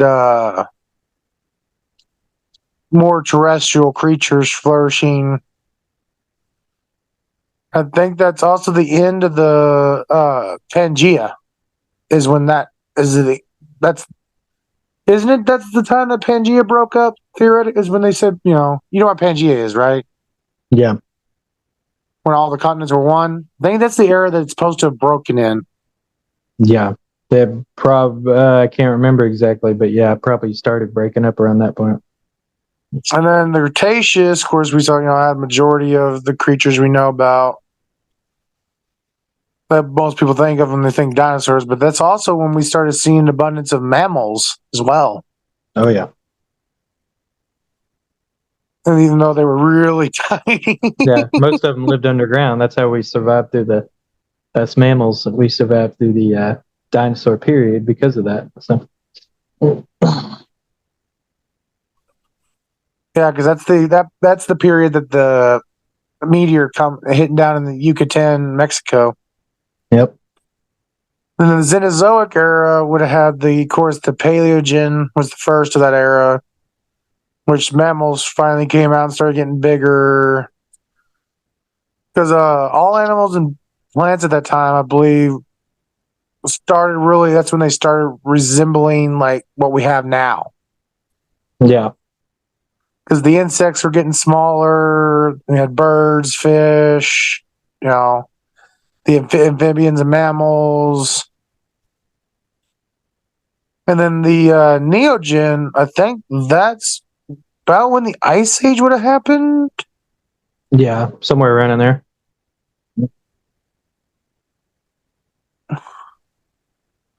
Because I know a lot of grasses started multiplying. That is when we got a lot of wheat started growing in the world, rice and like bamboo, which was able to feed the bigger herbivores.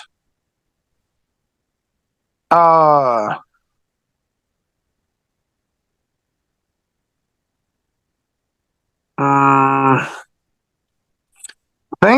trying to think of where all that in there because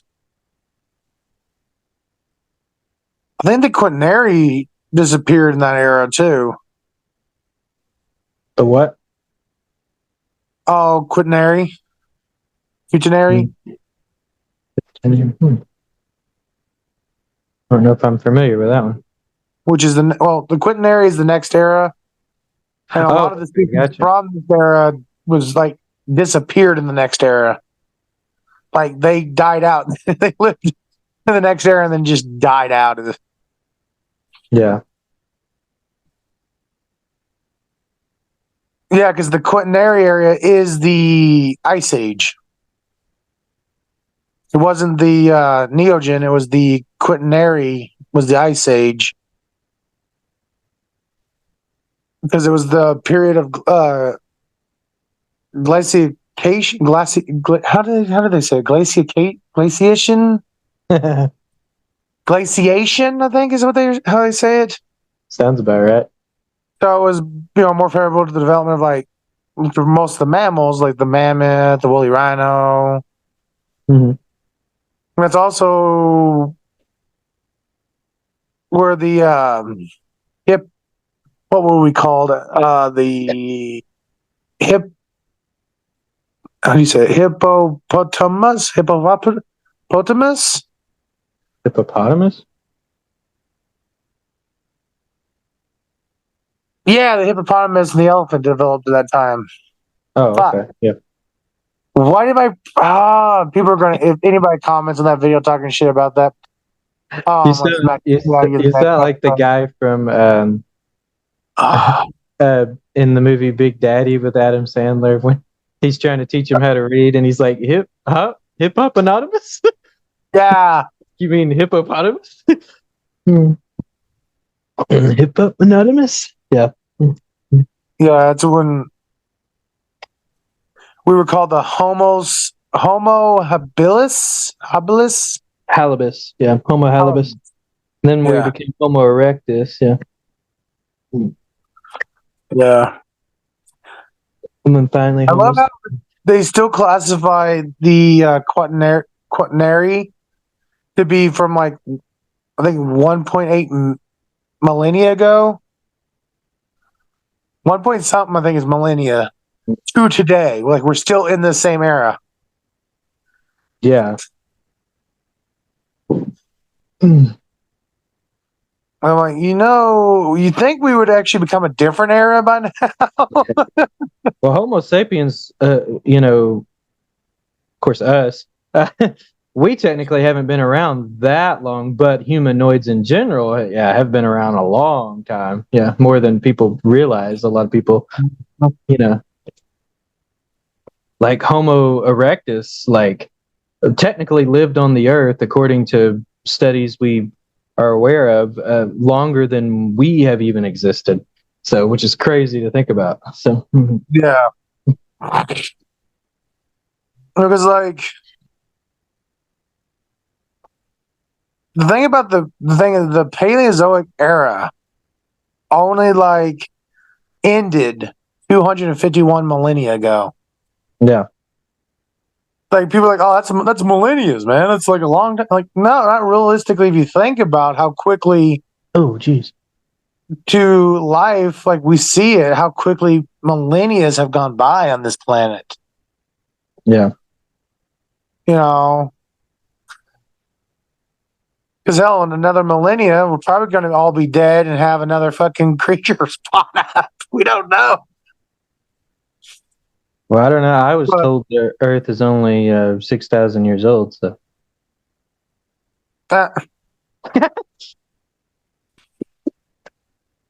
considering we can literally measure things up to like 4,550 millennia ago. nope, we've been lied to.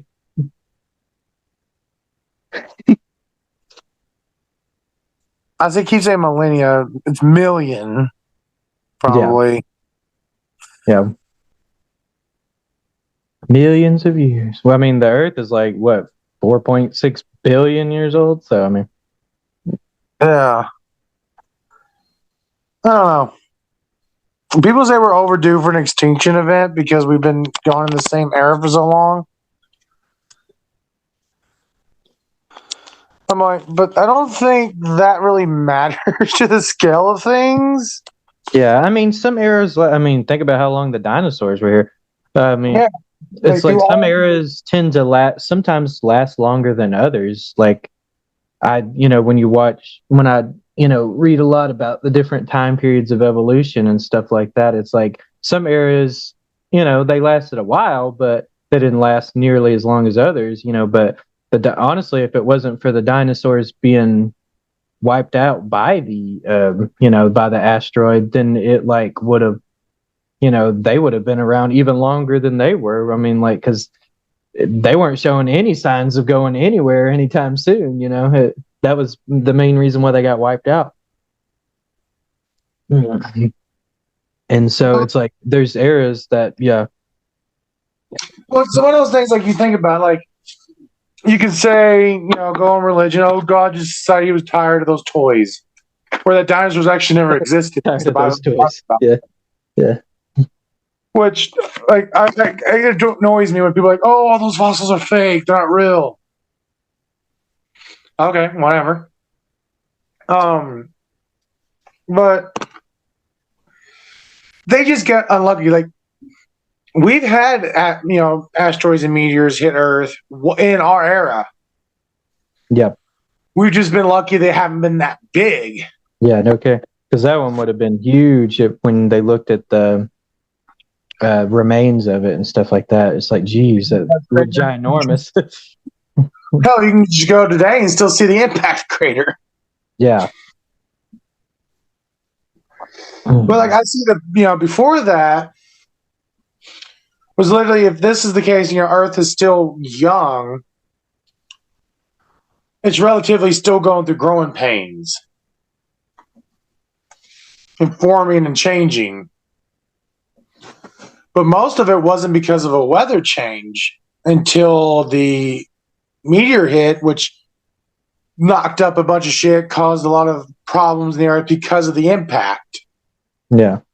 Caused, tectonic plates to shift, which caused volcanoes to erupt, caused massive waves in the ocean.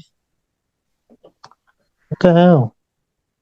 It just the dinosaurs just got really hit with a very unlucky thing.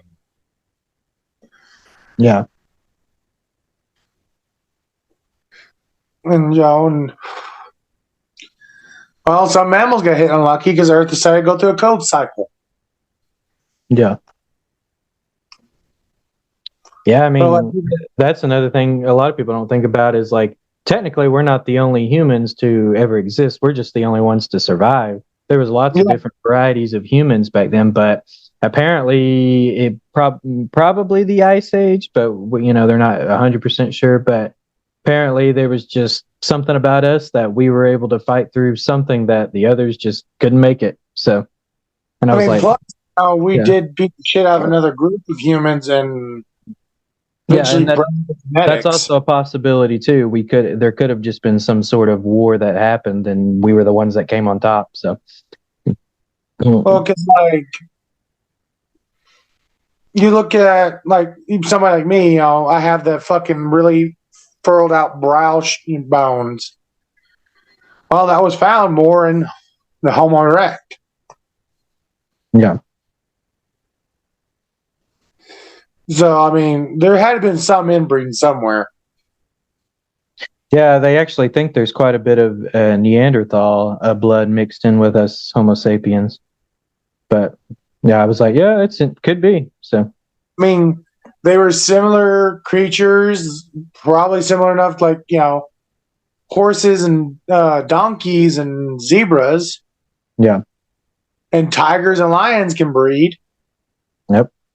It's just very unhealthy sometimes.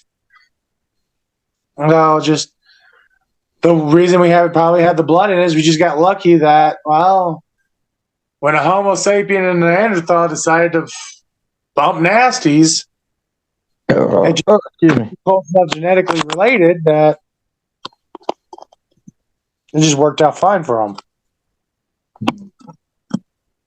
Probably not fine, because there's probably a lot of genetic deformities that was going on for a while.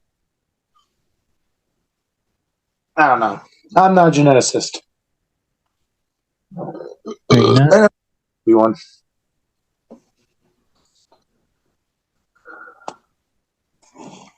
Mm. You good? Oh, yeah, I'm just looking at this. What you looking at? Porn.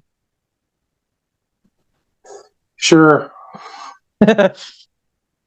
No, I'm looking at clothes. I'm like window shopping for clothes. I'm over here. Every time I find a pair of shorts on there, I was like, oh, I like these, and I click on them, and then they're out of stock. I'm like, what the hell? And then the rest of them I look at, I'm like, I don't like those as much, but they're the ones in stock. So it seems to be that way a lot of times. The ones you really want are out of stock. Yeah. Oh well, it is what it is. Yep. Ow! I just pulled my own hair. Why'd you do that for? I was trying to get kinky with myself, I guess. I guess so. But yeah, that's my paleo rant done, I guess. That spinning off my movie rant. Oh, it's like the last episode we were talking about mental health, and then this one we're talking about the entire existence of like species. I mean, why not? I mean, we talked about mental health. Like, all right, now let's go see where from one belief that we came from. Oh man, put a lid on that. I love how there's so many fucking beliefs from how we were created. Like, I know this is gonna be bad to say, but like, some days I can't. I'm like, you know what? I can't wait to die just to figure out who the fuck was right and wrong. Yeah, me personally, I'm pretty sure I know who's right and wrong. Hey, guys, you know, it was actually this way. But I just for my own peace of mind, if I die and I wake up in heaven or hell or whatever, I'm like, well, fucking Christians were right. If I die and wake up and I'm in Valhalla, well, I guess I was right with my heathens. If it's just blank, I guess I won't think of anything. It's like I say, you won't even know about it. Yeah. Well, to me, that's perfectly fine, because if I don't know about it, then, well, science was right. Yep. But if I know I'm dead and I can see everything, I'm in heaven, hell, or Valhalla, or this other place, Helheim, or whatever. I mean, I'm like, well, fuck. Science was wrong.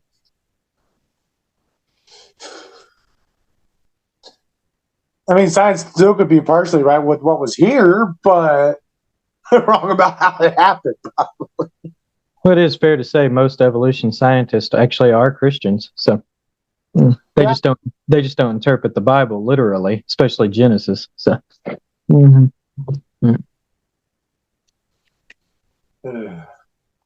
like, how long was Adam and Eve in the fucking Garden of Eden?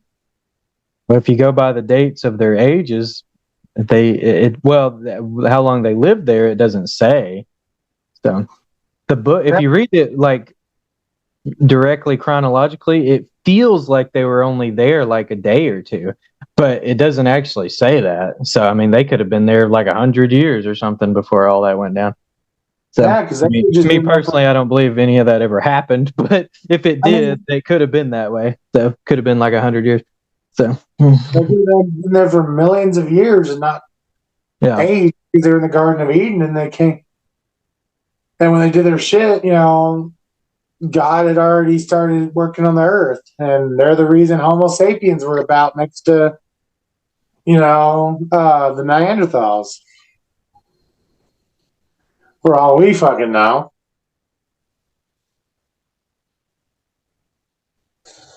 But, it's neither here nor there.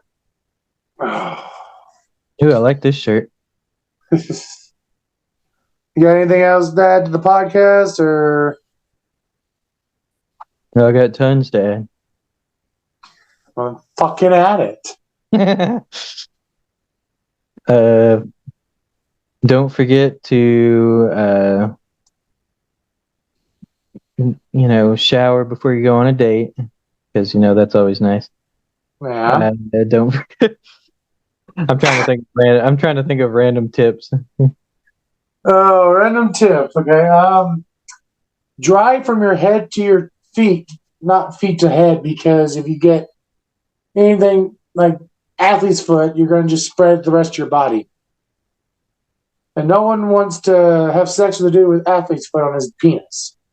I never directly dry my feet. I don't either. I just let them dry naturally.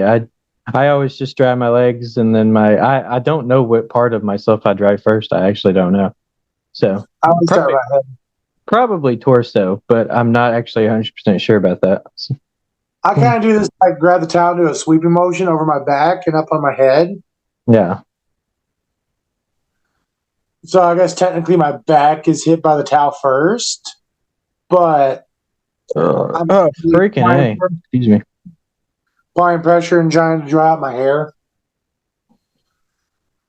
Because, like, to me, with me, if I don't dry out my hair, it just, my hair holds water so much that it just keeps dripping on the rest of me. So I start with my hair. Yeah, I think I start with my torso first, and then I dry my hair. I don't know why I do it that way, but I do. So, and then I kind of work my way down from there. So, without going into detail. First, start bottom up. You can start mid up and then go down, but your lower half has to be last when you dry. Who wants to dry their balls and then put the same spot in their face? Oh, I do it every day, Oh God. and then I just take a big whiff. I go, oh. See here, another good tip, another good life tip, I guess. We'll just be the life tip episode. This part. Don't drink and drive. Everyone should know that. Oh, I do that every day. Yeah. If you can avoid it, wait till you get home before you have sex. No one wants to look over and see a girl sucking your dick on the fucking interstate. I don't know. I might want to see it depending on who they are. There's probably a few people like, oh, damn. Who knows? I might even pull my camera out. No, I'm kidding. I wouldn't record it, but.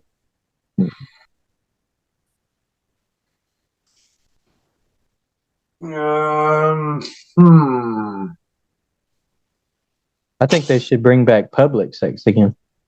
Oh God! Just people just start doing it right there in the store, on the street. Be like, all right, I was gonna go to a movie, but I might just stay here. The best thing I can tell you, people, it's all shits and giggles until you giggle and shit.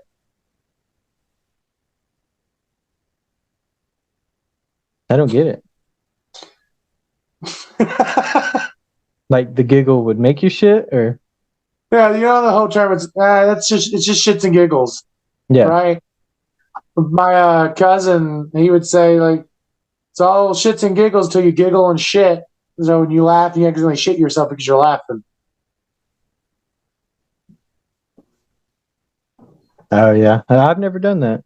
Neither have I, luckily. But he'd always say that. He's like, yeah, it's all shits and giggles till you giggle and shit. I've almost peed myself a few times laughing, but never shit myself.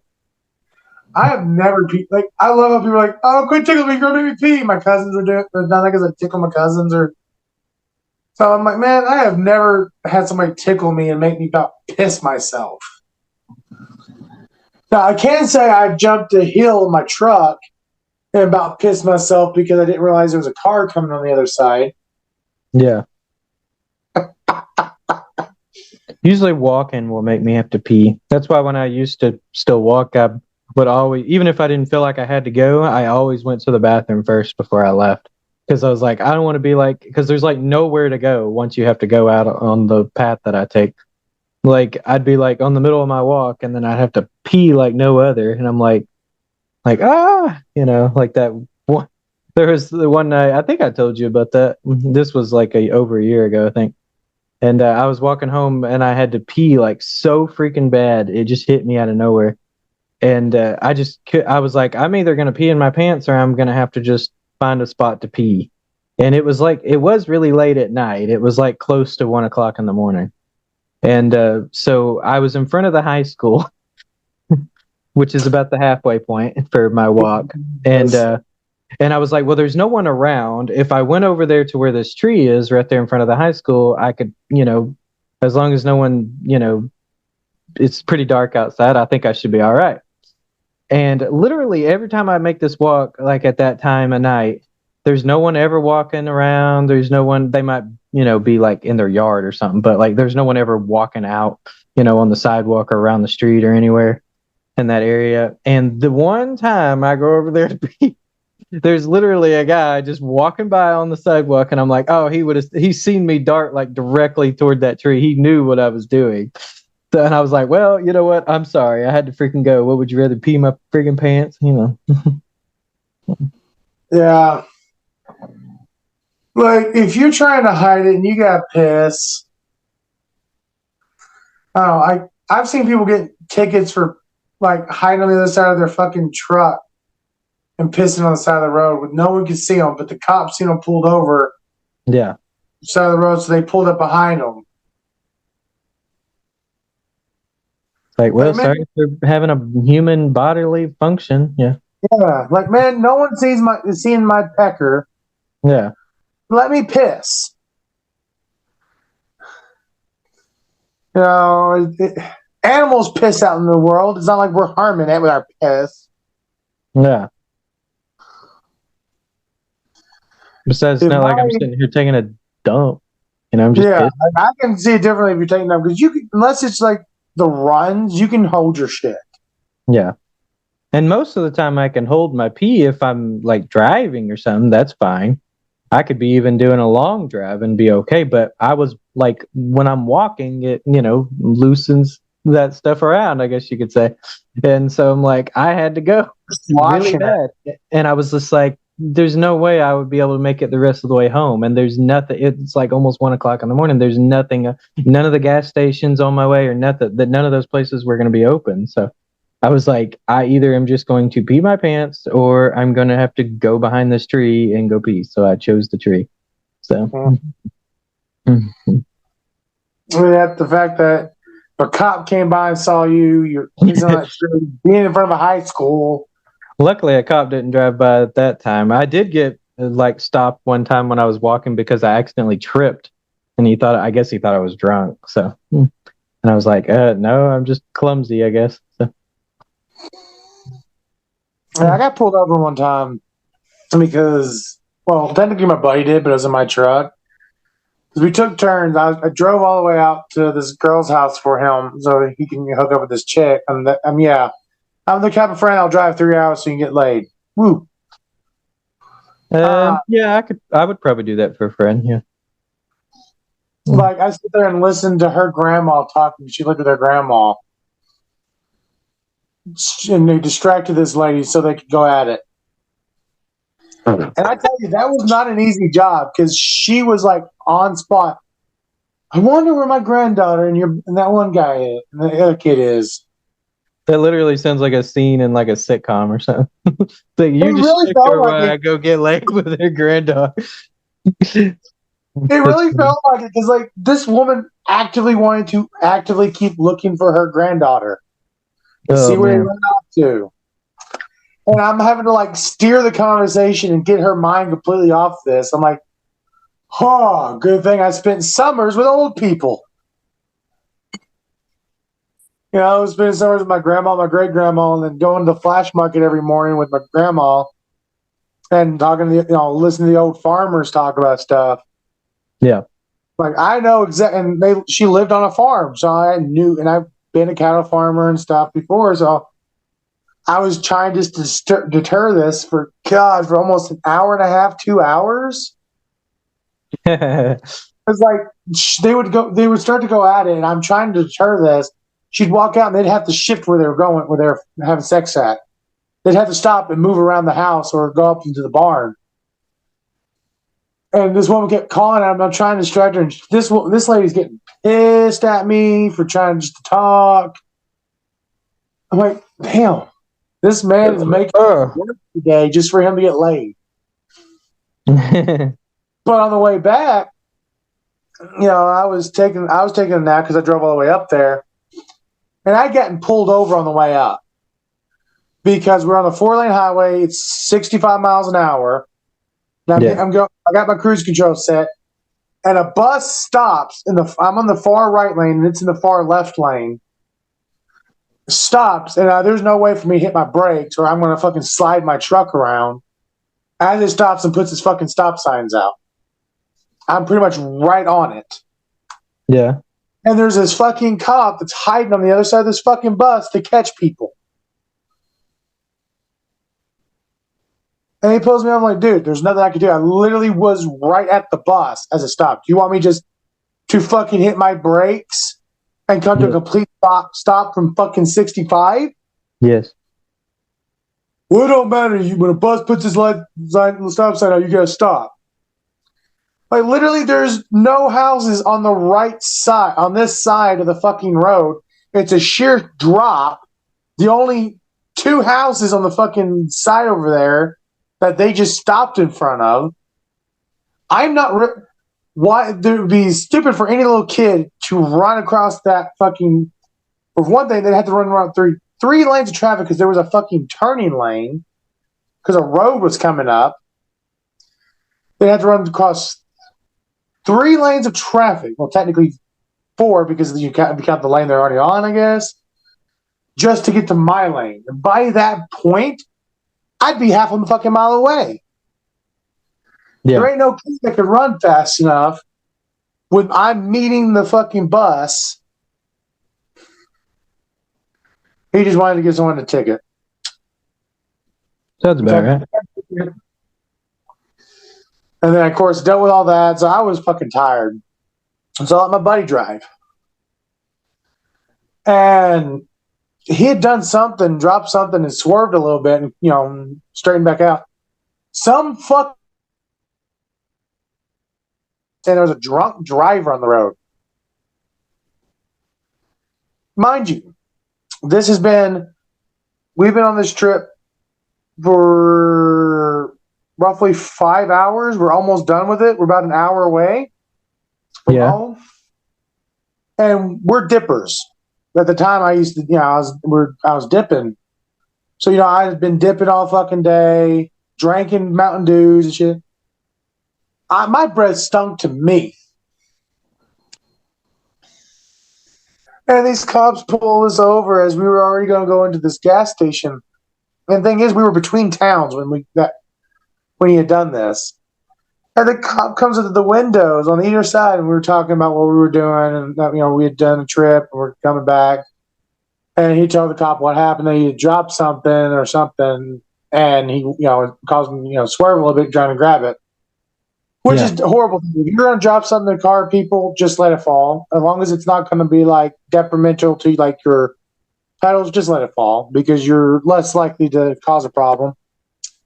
It sucks, yeah, but just let it fall. Especially if you're by yourself. Yeah. But the cop is like, instead of getting a breathalyzer out, looked at my buddy and was like, let me smell your breath. And we told the cop, like, dude, look, we've been dipping, we've been drinking the drinks, smoking some cigarettes. Our breath fucking stinks right now, bro. We ain't brushed. It's been 5 fucking hours, and since we, over 5 hours since we brushed our teeth. Yeah. Because we left out at almost lunchtime, and cop's like, "Oh, it's fine. Just breathe in my face," and he fucking goes, he gets a big old just breath and just blows the fucking in this cop's face. Like you can see his little hair move. Yeah. And the cop's face went, oh.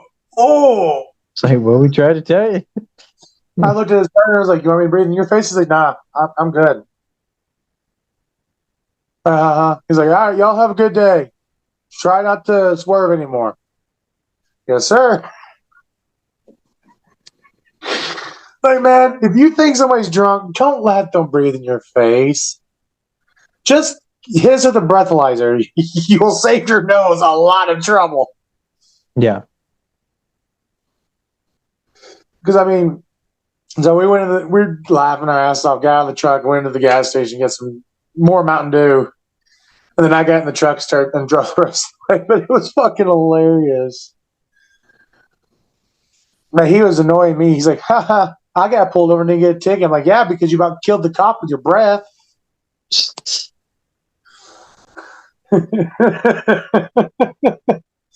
And I kid you not, the first thing I did when I got home was I fucking scrubbed my teeth. Really? There's dip particles between my teeth, and oh yeah.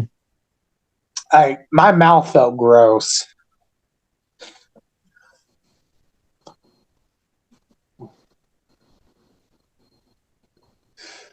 Yeah. There's a funny little story. I don't know if I've told this on the podcast before. I don't recall you ever telling that on the podcast. Because I've told that story so many times to people. Like, I'll bring up Yeah. cops, their experience with cops, and that's one of my top ones to go to. Yeah. Yeah, you've Because, told me that story, but I don't think we were on the podcast when you told it. because well, like, I had the first day of a shit cop early in the day, and then the second day a stupid cop. Well, he was a good cop. Probably, I don't know the guy. He didn't give us a ticket. Let us go. But when a guy warns you, dude, our breath fucking stinks. Yeah. Get the breathalyzer out. You have a cover on it that you just throw away anyways. It's smarter. He just wasn't smart in that instant. I don't know. I don't remember who the cop was because this was back in I want to say 2012, 2013. Yeah. Also, for the viewers, even if your handbook doesn't say it, because mine didn't, on a 4-lane highway, you still have to stop for a bus. That's another thing the cop was surprised. You didn't read in your handbook? No. It wasn't in my handbook. The only thing in my handbook is it says you stop for a bus, but I don't live in a 4-lane area. I'm in a town that only has 1,500 people. And the times I'm on a 4-lane, there's no houses.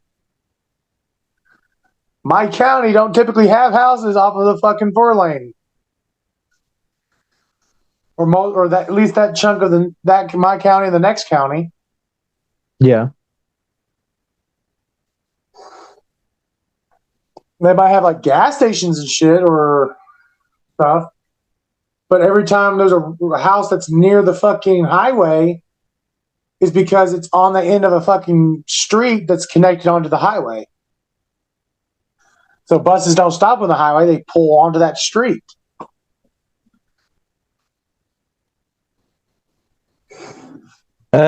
Yeah.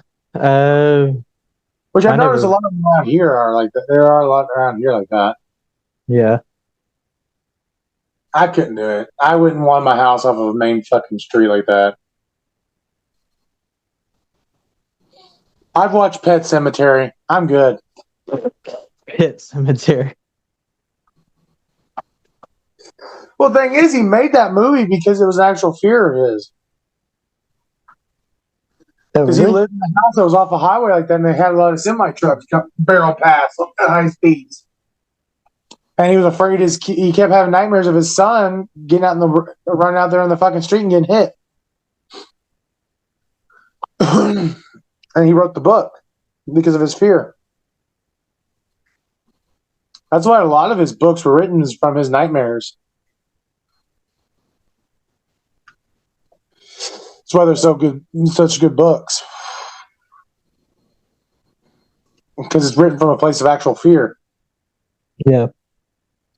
It's not like, oh, I'm going to write a book about scary creatures.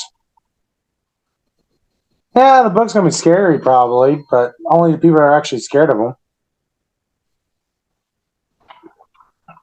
But he took real life fears, like, your kid getting hit by a vehicle and stuff like that, and putting a little bit of sci-fi to it, like a little bit of horror on top of it, extra, that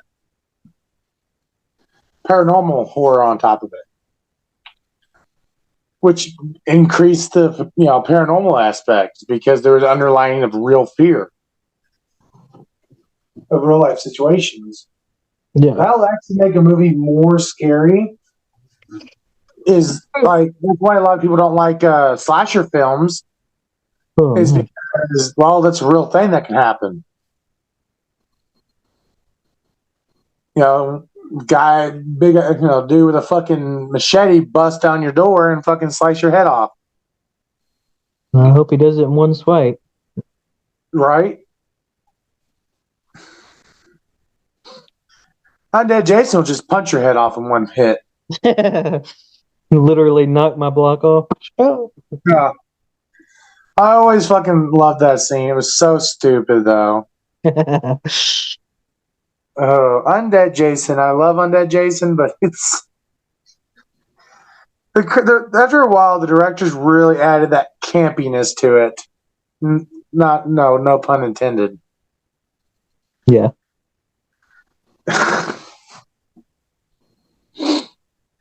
But Well, I guess that's about all the time we got for the podcast today. yeah, Just make sure to freaking watch, or listen to our podcast, and make sure to freaking go on YouTube and subscribe and all that good stuff. Anything else to add? I learned you got to start being more aggressive with these people, otherwise they won't do it. No, I'm kidding. You can be aggressive if you want. I'm just being silly, but yeah. No, we love you all, and thank you for whoever listens, and we're grateful to it. Because this podcast is going to probably continue whether there's only 10 viewers or 2 million. Yeah. So it really doesn't matter. In the end, it doesn't matter. It would be nice, because we're both kind of tired of our jobs. Don't tell anybody. Yeah. Well, I won't be there. Well, anyway. All right, everyone. Have a good day. Yep. Bye.